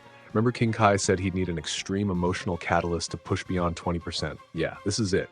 His aura becomes a blazing orange flame. His hair turns pure orange, deep, rich, sunset orange. Super Saiyan orange. 50% God Ki blend. His power increases exponentially. The pressure is so intense that the ground cracks in a spiderweb pattern. Cell actually looks scared. What is this? Goku doesn't answer. He vanishes. Reappears in front of Cell. One punch. Cell goes flying backward, crashes through the arena, rock formations, carves a half-mile trench. His arms are cracked. His perfect exoskeleton is damaged. What follows isn't a fight, it's demolition. For 5 minutes, Goku doesn't let up. Every hit cracks Cell's body. Every ki blast burns through him. Cell tries to regenerate. Goku's divine energy makes it agonizingly slow. Cell tries to fly away. Goku grabs his wing and rips it off. Green energy spurts from the wound. You made them suffer, so you don't get a quick death either. Finally, Goku kicks Cell into the air and charges energy. Orange energy with golden lightning. This is for Chi-Chi, this is for Gohan, and this is for making sure you never hurt anyone again. Final Kamehameha! The massive orange beam engulfs Cell. The divine energy doesn't just destroy, it purifies, erasing Cell at a fundamental level. When the beam fades, there's nothing left. No body, no cells, nothing. Cell is gone. Goku collapses in grief, but then Dragon Balls. Krillin reminds him they can wish everyone back. They gather the balls immediately. Shenron appears. Speak your wishes. Bring back everyone who died because of Cell. It shall be done. Chi-Chi and Gohan glow with golden light. Their wounds heal, their eyes open. Gohan! Goku pulls his son into the tightest hug, sobbing. You're alive. Chi-Chi rushes over and they're all hugging, crying, alive. Chi-Chi smacks Goku, lovingly. Don't ever do that again. I won't. I promise. I'm so sorry. Despite everything, they're alive. They're together. And that makes it okay. A few days later, while everyone's recovering, Piccolo senses something. 2 massive power levels just entered Earth's atmosphere. Everyone looks up. A spaceship lands nearby. The door opens. Out steps King Cold, massive, imposing, looking exactly like Frieza but bigger. And beside him, Mecha Frieza. He's been rebuilt. Half his body is cybernetic, one arm completely mechanical, half his face metal, tail partially robotic. Well, Mecha Frieza's voice is distorted. If it isn't the monkey who left me for dead, did you really think an exploding planet could kill Lord Frieza? King Cold steps forward. My son has told me about your impossible transformation, your divine energy. I'm curious. The Z-Fighters immediately power up. Goku steps forward. No, Kakarot. Vegeta's voice stops him cold. This one's mine. Vegeta, these two are... I said this one's mine. Vegeta transforms to Super Saiyan, golden aura blazing. You had your revenge against Cell. Now it's my turn. See, Vegeta's been training relentlessly. Not with gods or special techniques, just pure, brutal combat training. He's perfected his Super Saiyan form to an incredible degree. Eliminated all energy waste, maximized efficiency, pushed the base power as high as possible. His power level is enormous. He looks at Frieza and King Cold with cold determination. This is for Planet Vegeta. Then he moves. The speed is insane. Frieza doesn't see it coming. Vegeta appears in front of him and delivers a punch to the gut that makes Frieza's mechanical components spark and crack. Frieza goes flying, crashes through his own spaceship, lands in a crater half a mile away. King Cold's eyes widen. My son, how dare? Vegeta's already there. He hits King Cold with a combination too fast to follow, every blow devastating. King Cold tries to defend but can't keep up with this new Vegeta. You enslaved my people. Punch, destroyed my planet. Kick, killed my father. Energy blast to the chest, made an entire race leave in fear. King Cold tries to power up, Vegeta doesn't give him the chance, grabs him by the throat, lifts him up, big bang attack, maximum power. The explosion obliterates King Cold completely. No escape, just gone. Frieza crawls out of his crater, half his mechanical parts sparking. No. Father. Vegeta lands in front of him. You made a mistake coming back, Frieza. Goku might have given you chances, but I know better. I've always known better. Please. Frieza's begging, pride completely shattered. I'll leave. I'll never return. I'll give you anything. I don't want anything from you. I just want to make sure you never hurt anyone again, that you never terrorize another planet, never destroy another family. He raises his hand, golden energy crackling. This is for every Saiyan who died because of you. For every warrior who never got to fight back. For the prince I never got to meet because you destroyed our world. Final flash. The golden beam is massive, easily the size of a building. It engulfs Frieza completely. The tyrant's scream is lost in the attack's roar. When the smoke clears, there's nothing. Not even scrap metal. Frieza is gone, forever. And King Cold with him. Vegeta stands there breathing heavily, the emotional weight of finally getting revenge. It's crushing. Goku approaches carefully. Vegeta, that was incredible. You've gotten so much stronger. Vegeta looks at his hands. I still can't match your divine mutation, Kakarot, but I've closed the gap and I'll keep closing it. I know you will. Goku extends his hand. Vegeta looks at it, hesitates, then shakes it. Don't thank me. I did this for my people, not for you. But there's no real bite in his words. For the first time since arriving on Earth, Vegeta seems lighter. Like a weight he's carried his entire life has finally been lifted. 7 years pass. 7 years. Goku trains constantly, trying to push his God Ki blend higher, but he's hit a wall at 50 to 60% conscious control. He can maintain Super Saiyan Orange comfortably now, but breaking past that seems impossible without another catalyst, which he hopes never to experience again. Vegeta continues relentless training, pushing his perfected Super Saiyan even further. He's gotten significantly stronger, but there's frustration. He knows about Goku's orange form, knows there's still a gap. Gohan pursues his studies. Chi-Chi insisted, after dying once, she has strong opinions. He still trains occasionally, maintaining Super Saiyan, but his heart isn't fully in combat. The trauma changed him. He wants a normal life. Goten is born, second son, showing insane potential even as a toddler, can fly and shoot ki blasts at age 4. Trunks, Vegeta, and Bulma's son, they got together after Cell, is also incredibly strong, constantly competing with Goten. Life has been peaceful. Then the 25th World Martial Arts Tournament is announced. Come on, it'll be fun. Goku begs everyone to participate. We haven't had a good tournament in years. Everyone reluctantly agrees and signs up. Tournament day arrives. The Z fighters are dominating their brackets while holding back significantly. Goku's just tapping opponents gently. They fall unconscious. Vegeta does the same, though he looks bored. During a break, a stranger approaches. Short, rotund appearance. Something wrong about his energy. Dark, magical, twisted. Son Goku. The stranger says with a smile that doesn't reach his eyes. My name is Babidi, and I'm searching for strong warriors to help awaken an ancient demon. Not interested, Goku says immediately. Babidi's smile vanishes. You dare refuse me? He raises his hand. Magical energy explodes from his palm, trying to pierce Goku's mind. It hits Goku's God Ki like a wave hitting a wall, just disperses harmlessly. Babidi's eyes widen. What? My magic isn't working. Divine energy repels magic, a new voice says. Everyone turns to see Supreme Kai standing there. Babidi, you fool. You can't control someone with God Ki using mind control. Supreme Kai? Goku's confused. What are you doing here? I've been tracking Babidi for months. He's trying to resurrect Majin Buu, an ancient demon of pure evil that nearly destroyed the universe millions of years ago. Then let's stop him now. Kakarot! Everyone turns. Vegeta's walking over and there's something different. His eyes are unfocused, dark energy radiating from him. An M symbol glows on his forehead, the mark of Majin. Vegeta? Goku's concerned. What did you do? What I had to. Vegeta's smile is twisted.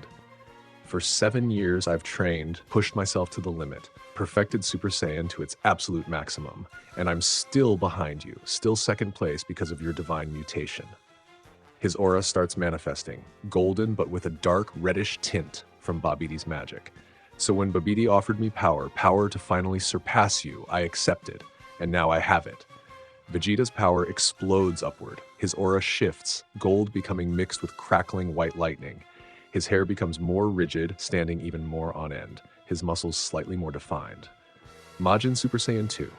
The combination of Babidis magic boost and the emotional trigger of his obsession has pushed Vegeta past the barrier. He's achieved Super Saiyan 2 and his power is enormous, easily matching Goku's Super Saiyan Orange 50% form. Why? You'll see in a moment. Vegeta, Supreme Kai shouts. If you fight here, your energy will help resurrect Buu. I don't care about Buu. All I care about is finally proving I'm better than Kakarot. So fight me, or I'll start destroying everything until you do. He fires a blast into the tournament stands. People scream, running for their lives. Vegeta! Fight me now, or I kill everyone here. Goku uses instant transmission to grab Vegeta. They vanish, reappearing in a deserted wasteland. There. No civilians, just you and me. Goku powers up to Super Saiyan Orange. Orange flame blazing. Now what's this really about? What's this about? It's about 7 years, Kakarot. 7 years of training every day, achieving perfect Super Saiyan control, getting stronger, and you're still ahead. You and your divine mutation I can never match. Vegeta. Don't try to comfort me. I accepted Babidis magic because I was tired of being second place. Tired of being the rival instead of the champion. Today I fight with no restrictions. They clash. Super Saiyan Orange Goku versus Majin Super Saiyan 2 Vegeta. The power levels are incredibly close. The Majin boost combined with SSJ2 matches Goku's 50% God Ki blend. There's one thing Babidi did to Vegeta, and it's the reason he can keep up with Goku's divine transformation. You'll see what it is soon. They're trading blow for blow. Every punch creates shockwaves. Every ki blast leaves craters. Mountains crumble. The earth shakes. For 20 minutes, they're evenly matched. Neither gains advantage. But then the Majin boost starts burning through Vegeta's stamina. You're slowing down, Goku observes. The Majin power, it's not sustainable. Shut up! Vegeta fires a desperate final flash, everything he has into it. Goku responds with Kamehameha, orange energy blazing. The beams collide.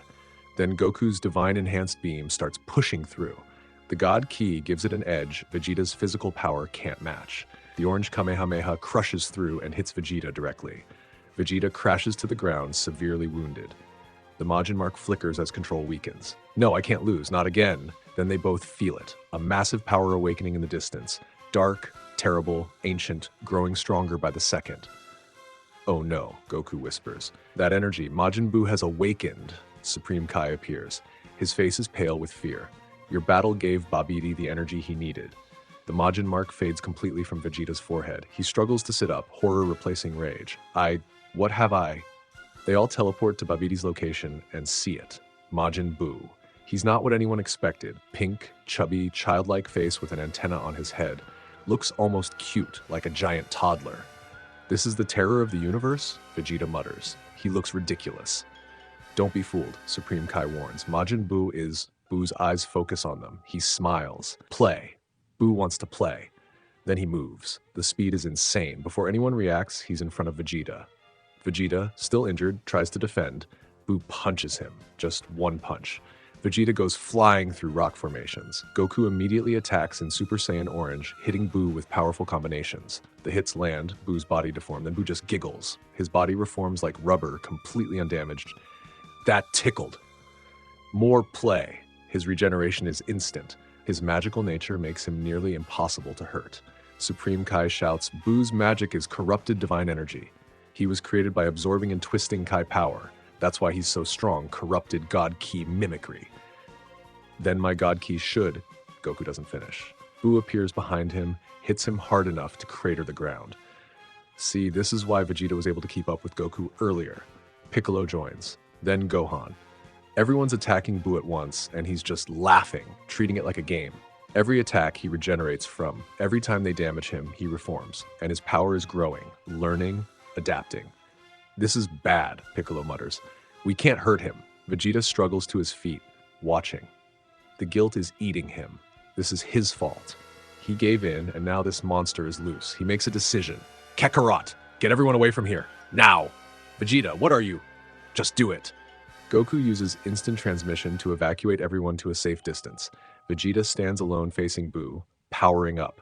His aura explodes, golden with white lightning, pushing Super Saiyan 2 to absolute maximum. What's he doing?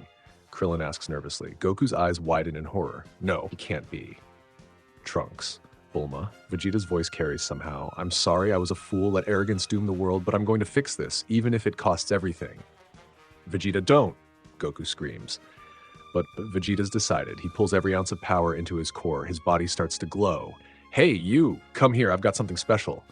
Boo, curious, floats over. What's special? Vegeta smirks. This final explosion. His entire body becomes pure light. Then he detonates. The explosion is massive, size of a small city. When it fades, there's a crater. Vegeta's body lies at the bottom, motionless, lifeless. Everyone's in shock. Trunks is crying. Bulma's screaming. He sacrificed himself.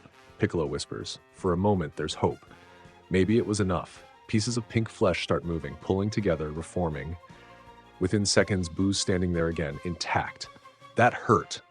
That not nice. The sacrifice was for nothing. Boo's regeneration is too powerful. What follows is a nightmare. Boo goes on a rampage, turning people into candy, destroying cities for fun, and he keeps getting stronger, absorbing other fighters. Eventually, Boo absorbs Gohan. His form changes, becomes taller, more muscular, more intelligent. Super Boo with Gohan absorbed, and his power is now beyond Goku's orange form. Goku tries to fight but gets dominated. Not even close. Supreme Kai makes a desperate decision. The only way to weaken Boo is removing absorbed people. Someone needs to go inside his body. Then I'll do it, Goku says. He lets Boo absorb him while protecting himself with Ki Barrier. Inside Boo's body, like a fleshy nightmare, Goku can feel Gohan's energy. He fights through internal defenses, finds the pod containing his son, rips it free. Boo's transformation reverses. Gohan is expelled, and Boo's form starts changing again.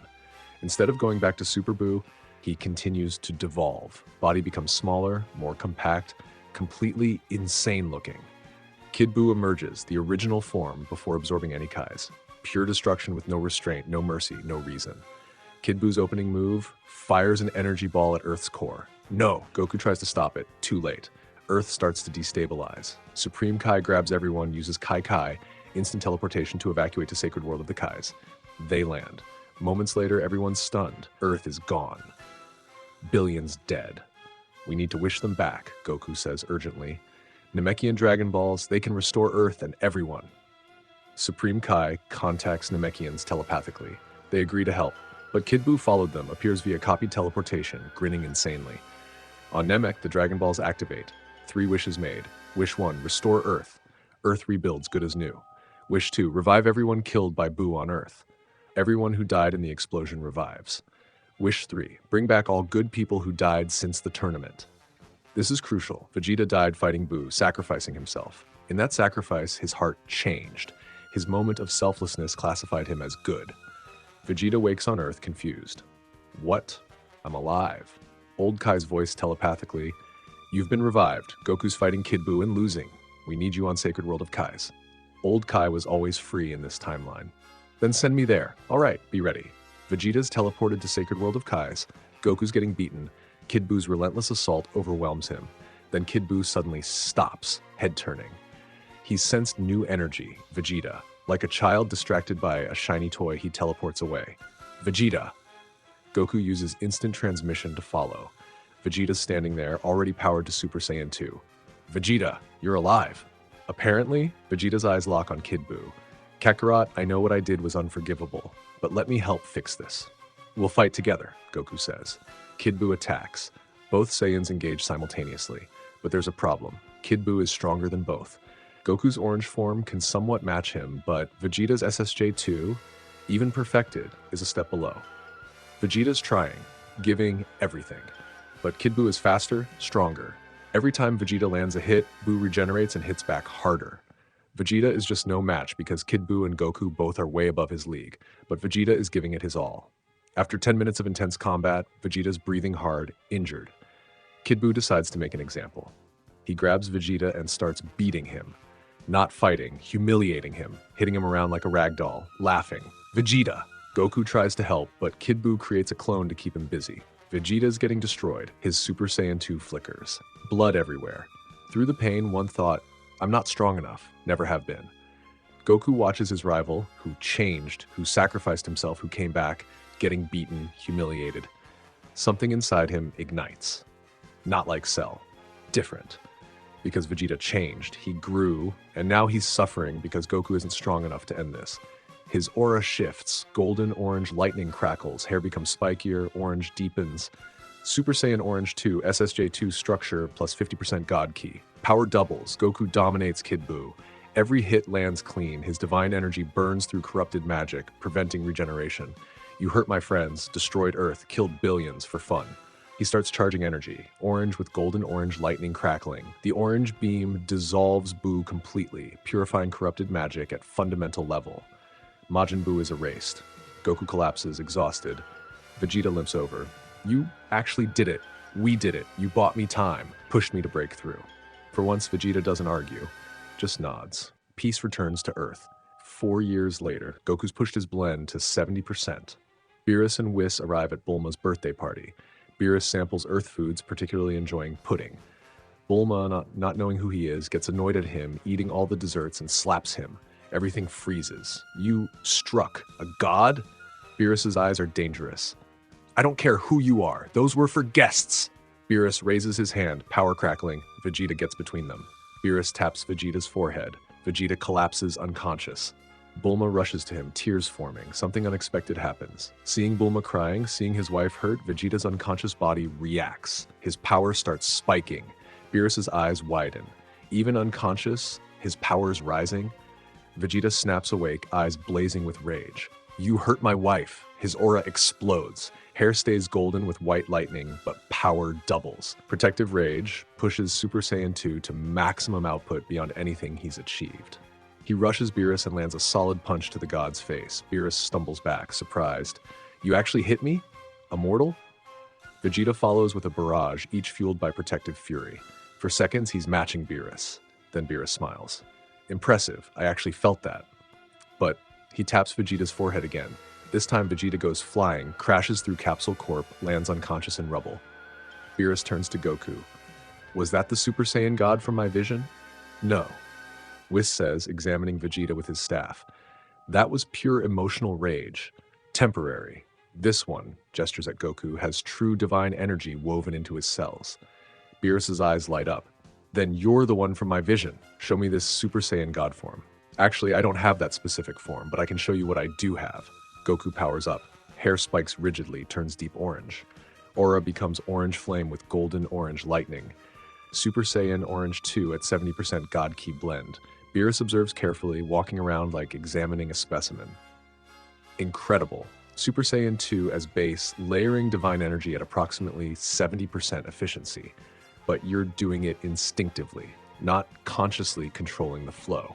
What do you mean? I'm sure I'm doing it consciously. King Kai himself taught me how to do this.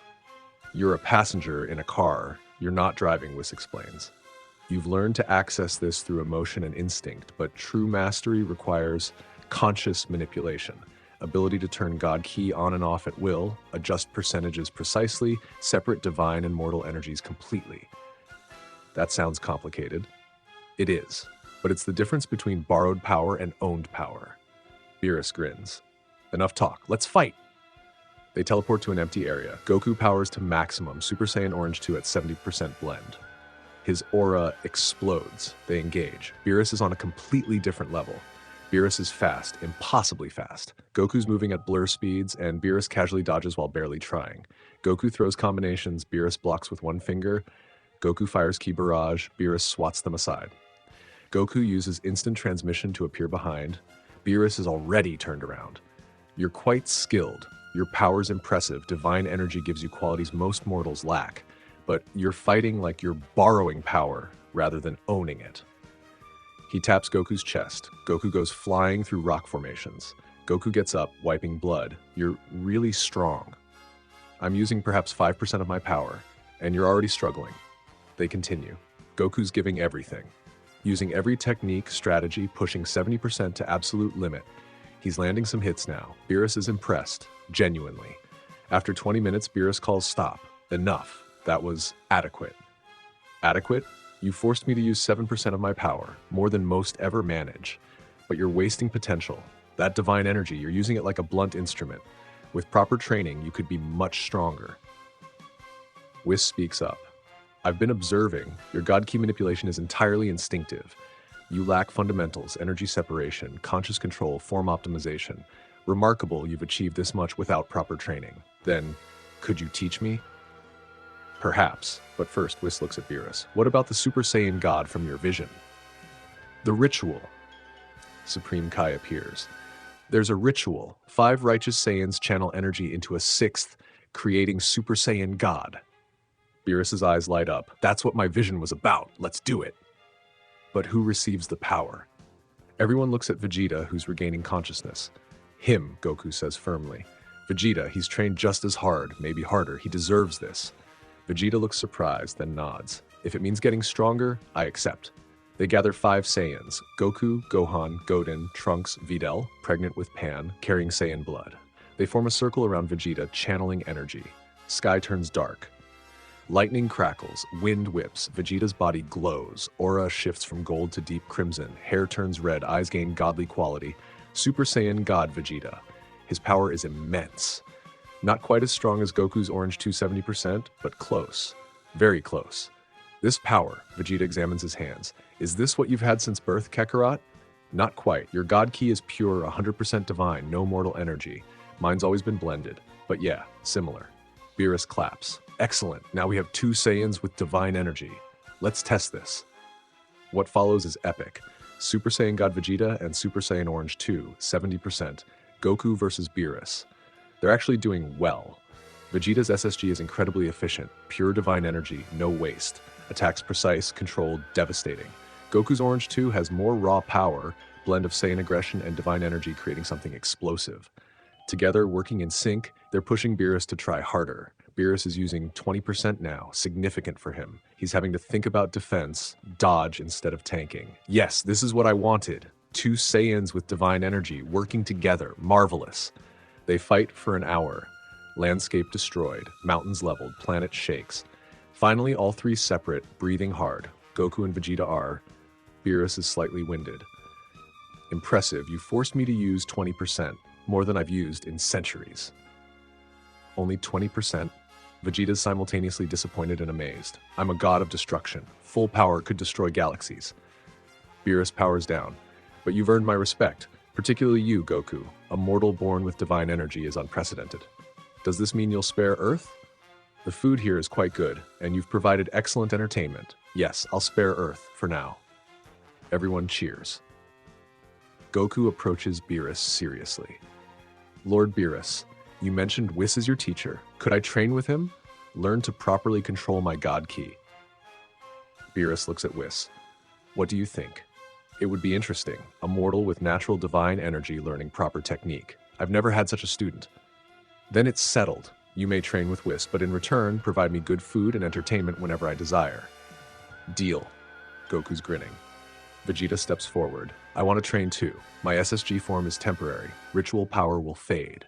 But if I can learn to access divine energy on my own. 2 students? Whis considers. Very well.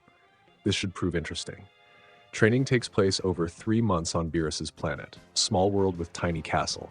Whis's training focuses on 3 fundamentals. 1. Separating divine energy from mortal energy. Goku, you've been blending instinctively since birth. You need to view them as separate sources you can switch between at will. Through meditation, visualization, precise ki manipulation, Goku learns to separate energies completely. After 2 months, he can power up using only Saiyan Ki, Golden Super Saiyan, no Divine Shimmer, or only God Ki, red hair and aura, Super Saiyan God. Excellent. That red form is Super Saiyan God. Pure divine energy, no mortal ki. More efficient than blended forms, though not necessarily stronger in raw power. Vegeta trains alongside, learning to access God Ki on his own rather than relying on ritual. Harder for him, he wasn't born with it, but through determination and guidance he begins feeling divine energy flowing. 2. Conscious blend control. You've been stuck using instinctive percentages, 70% because it feels natural. True mastery means choosing exactly how much God Ki to use. 10%, 50%, 100%, all at will. Another month of intense practice. Both eventually master it. They can consciously adjust blend from 0% to 100%. 3. Instant form switching. In combat, you'll want to switch forms based on situation. Super Saiyan God for efficiency and speed. Blended forms for raw power. You need to swap instantly. After 3rd month, both can switch forms in seconds. God form to blue form to base and back. Blue form? Yes, because Whis teaches the ultimate technique, Super Saiyan Blue. Super Saiyan Blue is perfect marriage of mortal and divine energy. 100% God Ki consciously controlled and perfectly blended with Super Saiyan. Requires absolute mastery of both energies. Goku achieves it first, natural God Ki pathways making it easier. Hair turns blue. Aura becomes brilliant blue flame. Power is astronomical. Super Saiyan Blue is multiple times stronger than his orange 270%. Vegeta achieves it days later through sheer determination. His SSB is equally powerful. Remarkable progress. Whis says genuinely. In 3 months, you've achieved what takes most divine beings centuries. They also both master pure Super Saiyan God form. Red hair, red aura, pure divine energy. More efficient than blue, but less raw power. Back to Earth. They return, both possessing Super Saiyan Blue. At Capsule Corp, they spar. The power on display is incredible. When both power to blue simultaneously, the planet shakes from divine energy. I've finally caught up, Vegeta says. Satisfied smirk. No, I've surpassed you, Kakarot. Maybe for now. But that just means we'll push each other to get even stronger. Vegeta actually laughs. Genuine laugh. For once, Kakarot, I agree completely. For the first time since Goku was born with his mutation, Vegeta is on equal footing.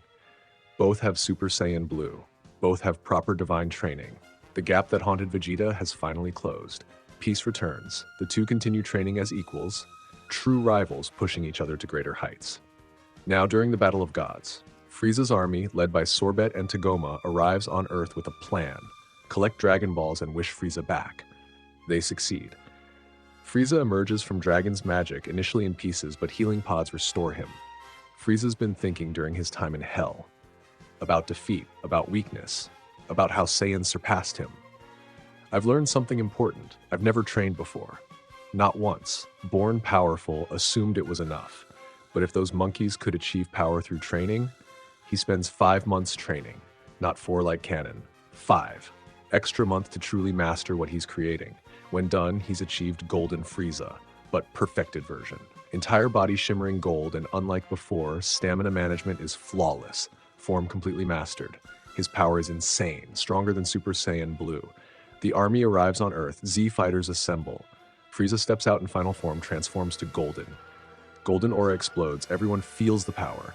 Hello monkeys, I've returned, and this time I've brought perfection. Goku steps forward, immediately transforms to Super Saiyan Blue. Blue aura blazes, divine energy radiating. Another new transformation? Frieza examines curiously. You Saiyans and your hair colors.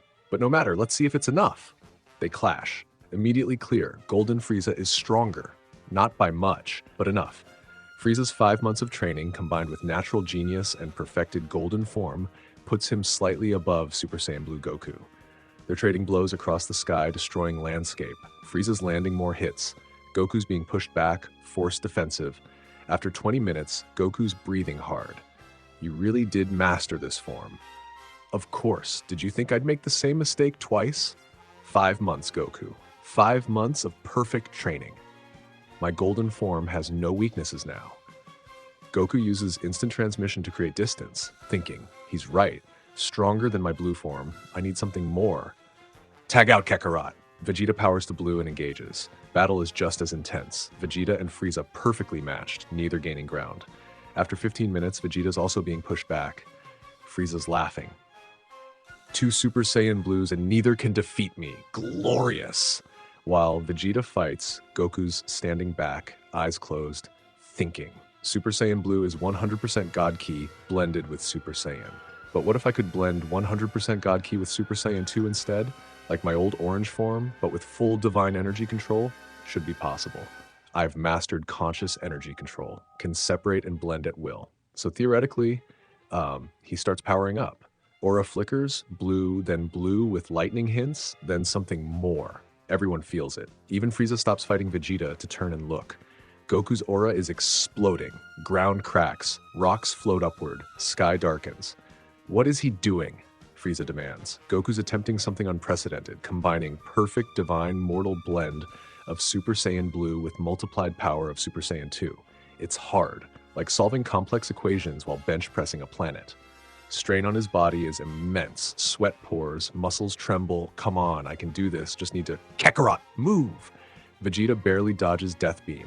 Seeing his rival in danger, seeing Frieza about to win, something clicks. The technique snaps into place. I've got it! Transformation completes. Hair stays blue but becomes more rigid, spikier. Super Saiyan 2 structure. Blue lightning crackles through aura alongside divine blue flame. Muscles slightly more defined. Super Saiyan Blue 2. Power doubles from regular blue. Pressure so intense everyone's forced to step back. Even Frieza looks concerned. What is that form? Goku opens eyes, blazing with blue divine energy. Frieza rushes, throwing fastest combination. Goku catches Frieza's fist effortlessly. What follows is complete domination. Goku is everywhere. Speed doubled, power doubled. Frieza can't even touch him. Single punch, Frieza's golden form cracks, golden energy sputtering. Another punch. Frieza goes flying through mountains. Frieza tries Death Beam. Goku catches it with one hand, crushes it. No. I trained for 5 months, perfected this form. I should be invincible. You trained your body and form, but you didn't train your heart. You're still fighting out of hatred and pride. That's why you'll always lose. He grabs Frieza, throws him into ground, creating massive crater. Frieza tries to get up, golden form flickering, body broken. This is the end, Frieza. For real this time. I'm sending you straight to hell. Wait, please. Goodbye, Frieza. Energy blast hits. Frieza's scream echoes. When light fades, nothing remains. Frieza is gone. Goku powers down, exhausted but satisfied. It's finally over. Vegeta lands beside him, also powering down. That new form, Super Saiyan Blue 2, you achieved it during battle? Yeah. Figured if I mastered 100% God Ki control, I should apply it to Super Saiyan 2 like my old orange form. It worked. Then I'll master it too. Give me a month. Goku grins. I believe you. They've won. Frieza's gone. Both Saiyans reached new heights, so a month passes and y'all, Vegeta being Vegeta, he's been training non-stop. Like, Bulma's complaining that he hasn't come to bed in 3 weeks because he's been in the gravity chamber 24/7, pushing himself to absolute limits. And true to his word, exactly 1 month after seeing Goku's Super Saiyan Blue 2, Vegeta masters it. It's early morning at Capsule Corp. Goku's already there because Chi-Chi kicked him out for eating all the food in the house again. He's sitting on the lawn, meditating when he feels it. Vegeta's energy spikes from inside the gravity chamber, that familiar blue divine energy, but then it doubles. Lightning starts crackling. The entire building shakes. Goku's eyes snap open, and he's grinning. He did it! The gravity chamber door explodes open. Like, literally explodes, because Vegeta's too hyped to use the actual door mechanism. He steps out, and his aura is blazing blue with that beautiful blue lightning crackling through it. Super Saiyan Blue 2 Vegeta. Kakarot, Vegeta's got this rare, genuine smile on his face. Not a smirk, an actual smile. 1 month, just like I said. Goku stands up, stretching. I knew you'd do it. Your determination is unreal. Vegeta. Of course I did it. Did you think the Prince of all Saiyans would be satisfied being even 1 step behind you? Vegeta powers down, but his eyes are intense. Which brings me to why I've been waiting for you to show up. We need to settle something. Settle what? For the first time in our lives, Kakarot, we're truly equal. Same forms, same training, same divine power, no excuses, no asterisks, no, but Goku was born with God Ki, or Vegeta had less time to train. He crosses his arms. So I want to fight you, right here, right now, a true test of who's stronger when everything else is equal. Goku's grin gets even wider.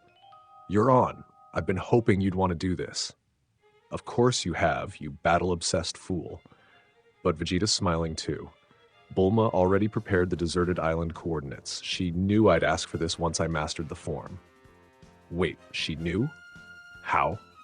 Because she's married to me for 14 years, Kakarot. She knows how I think. So they use instant transmission to travel to this deserted island in the middle of the Pacific Ocean. No cities nearby, no people, just ocean and rock. The perfect place for 2 Super Saiyan Blue 2s to go all out. They stand facing each other about 50 meters apart. The sun's rising behind Vegeta, casting this epic silhouette. The ocean waves are crashing against the rocks. It's cinematic, y'all. Rules, Vegeta says. No holding back, no forfeiting. We fight until one of us can't continue. No killing though, right? Goku asks. Obviously not, you idiot. I'm not interested in killing you, just beating you. Same here. Goku takes his fighting stance. Ready. When you are. They both power up simultaneously. The transformation is beautiful. Both their auras explode outward, blue flames with golden highlights. Their hair shoots up, becoming more rigid, taking on that brilliant blue color. And then the lightning starts. Blue electrical arcs crackling through their auras, snapping through the air with actual thunder sounds. The pressure is immense. The ocean around the island starts forming waves that travel outward in perfect circles. The rocks beneath their feet crack. The sky above them darkens as clouds swirl from the energy distortion. They stare at each other, and for a moment, there's this perfect understanding between them. Two warriors who've pushed each other to incredible heights. Two rivals who've become something more than enemies, something more than friends, brothers in battle.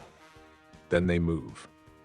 The first collision creates a shockwave that literally parts the ocean. Like you can see the seafloor for a moment before the water crashes back. They're moving at speeds that would make even Hit struggle to track. Goku throws a combination. Jab, cross, uppercut. Vegeta blocks all three and counters with a roundhouse kick. Goku ducks under it, sweeps Vegeta's supporting leg. Vegeta backflips, fires a ki blast mid-flip. Goku bats it aside. It hits the ocean and creates a steam explosion. They separate, breathing slightly harder, both grinning. You've gotten faster, Goku observes, and you've gotten more technical. That sweep was well executed. They clash again. For 30 minutes straight, they're going at it. And here's what's beautiful. They're perfectly matched. When Goku tries to use his superior combat instincts, Vegeta counters with his strategic thinking. When Vegeta tries to use his technical precision, Goku counters with his adaptability. When Goku fires a Kamehameha, Vegeta responds with Final Flash and the beams collide in a perfect stalemate. They're creating craters across the entire island. Rocks are floating from the energy. The sky is full of storm clouds from their divine ki affecting the atmosphere. Every punch sounds like thunder. Every ki blast creates explosions visible from space. Kakarot! Vegeta shouts during a brief separation. Is this really your full power? Yeah. What about you? This is everything I have. Vegeta's laughing, actually laughing with pure joy. And you're still matching me. Same here. You're incredible, Vegeta. They charge at each other again, and this time, they're both using instant transmission tactics.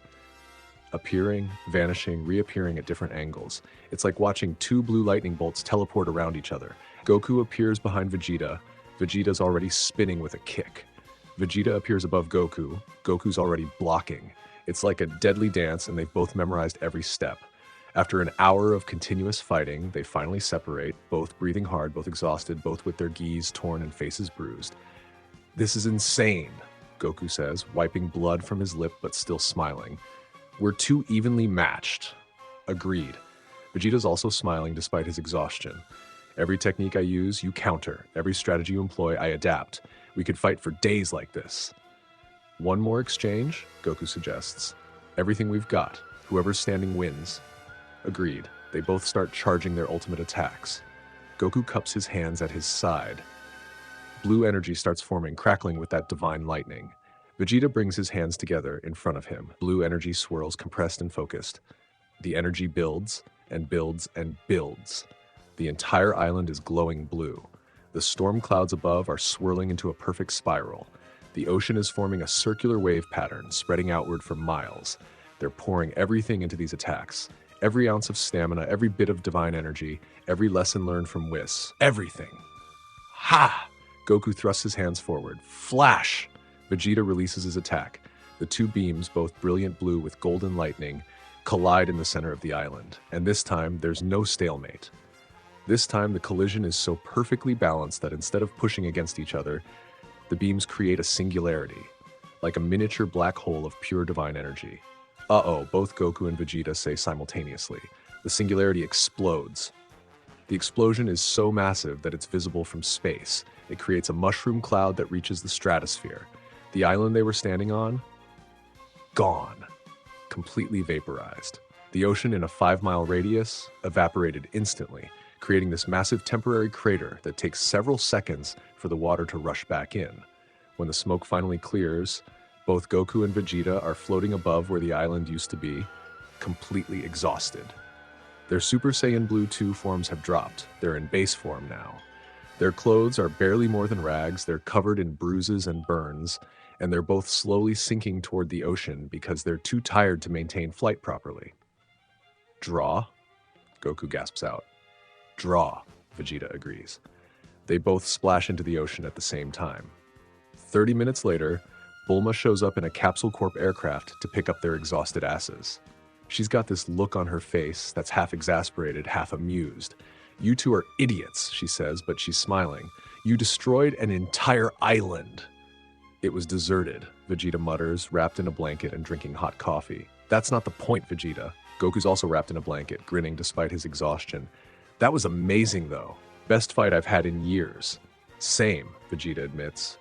Truly, that was a battle between equals. They look at each other, and there's this moment of understanding. For the first time since they met on Earth all those years ago, there's no gap, no superiority, no inferiority. Just two warriors who've reached the same pinnacle through different paths. You know what this means, right? Goku says. What? We'll have to train even harder now, find new forms, new techniques, keep pushing each other to greater heights. Vegeta actually chuckles. For once, Kakarot, I was thinking the exact same thing. You two are impossible, Bulma sighs, but she's smiling. They fly back to Capsule Corp, and when they arrive, everyone's there. Chi-Chi, Gohan, Goten, Trunks, Piccolo, Krillin, all the Z-Fighters. They're having a celebration, because why not? They've defeated Cell, stopped Buu, beaten Frieza, fought a god of destruction and survived, and now Goku and Vegeta are both at the pinnacle of power. As the party goes on, Goku and Vegeta sit off to the side, watching everyone else have fun. Think we'll get stronger than this? Goku asks quietly. Without a doubt, Vegeta responds. There's always another level, always another challenge. That's what it means to be a Saiyan. Yeah, Goku smiles. I'm glad you're here, Vegeta. Pushing me, challenging me, making me better. Vegeta's quiet for a moment then. Same, Kakarot. As much as I hate to admit it, I'm glad I came to Earth. Glad I met you. Glad we became whatever we are. Rivals? Rivals, Vegeta agrees. But also, comrades.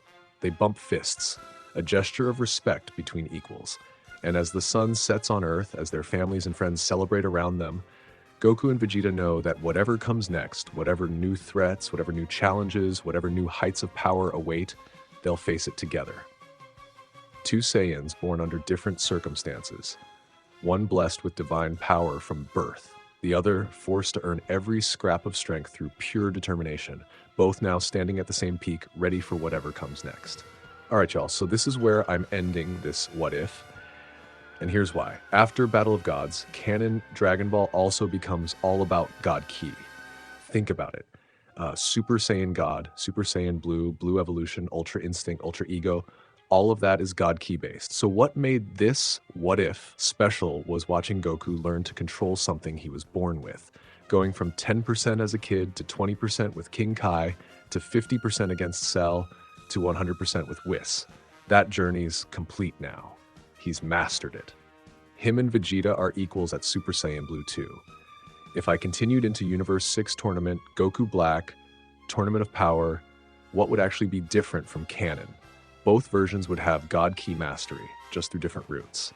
This what if loses what made it unique because canon catches up.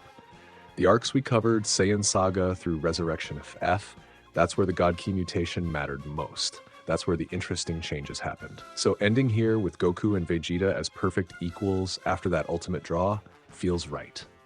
Thank you for sticking with me through this whole journey. Smash that like and subscribe for more What If content.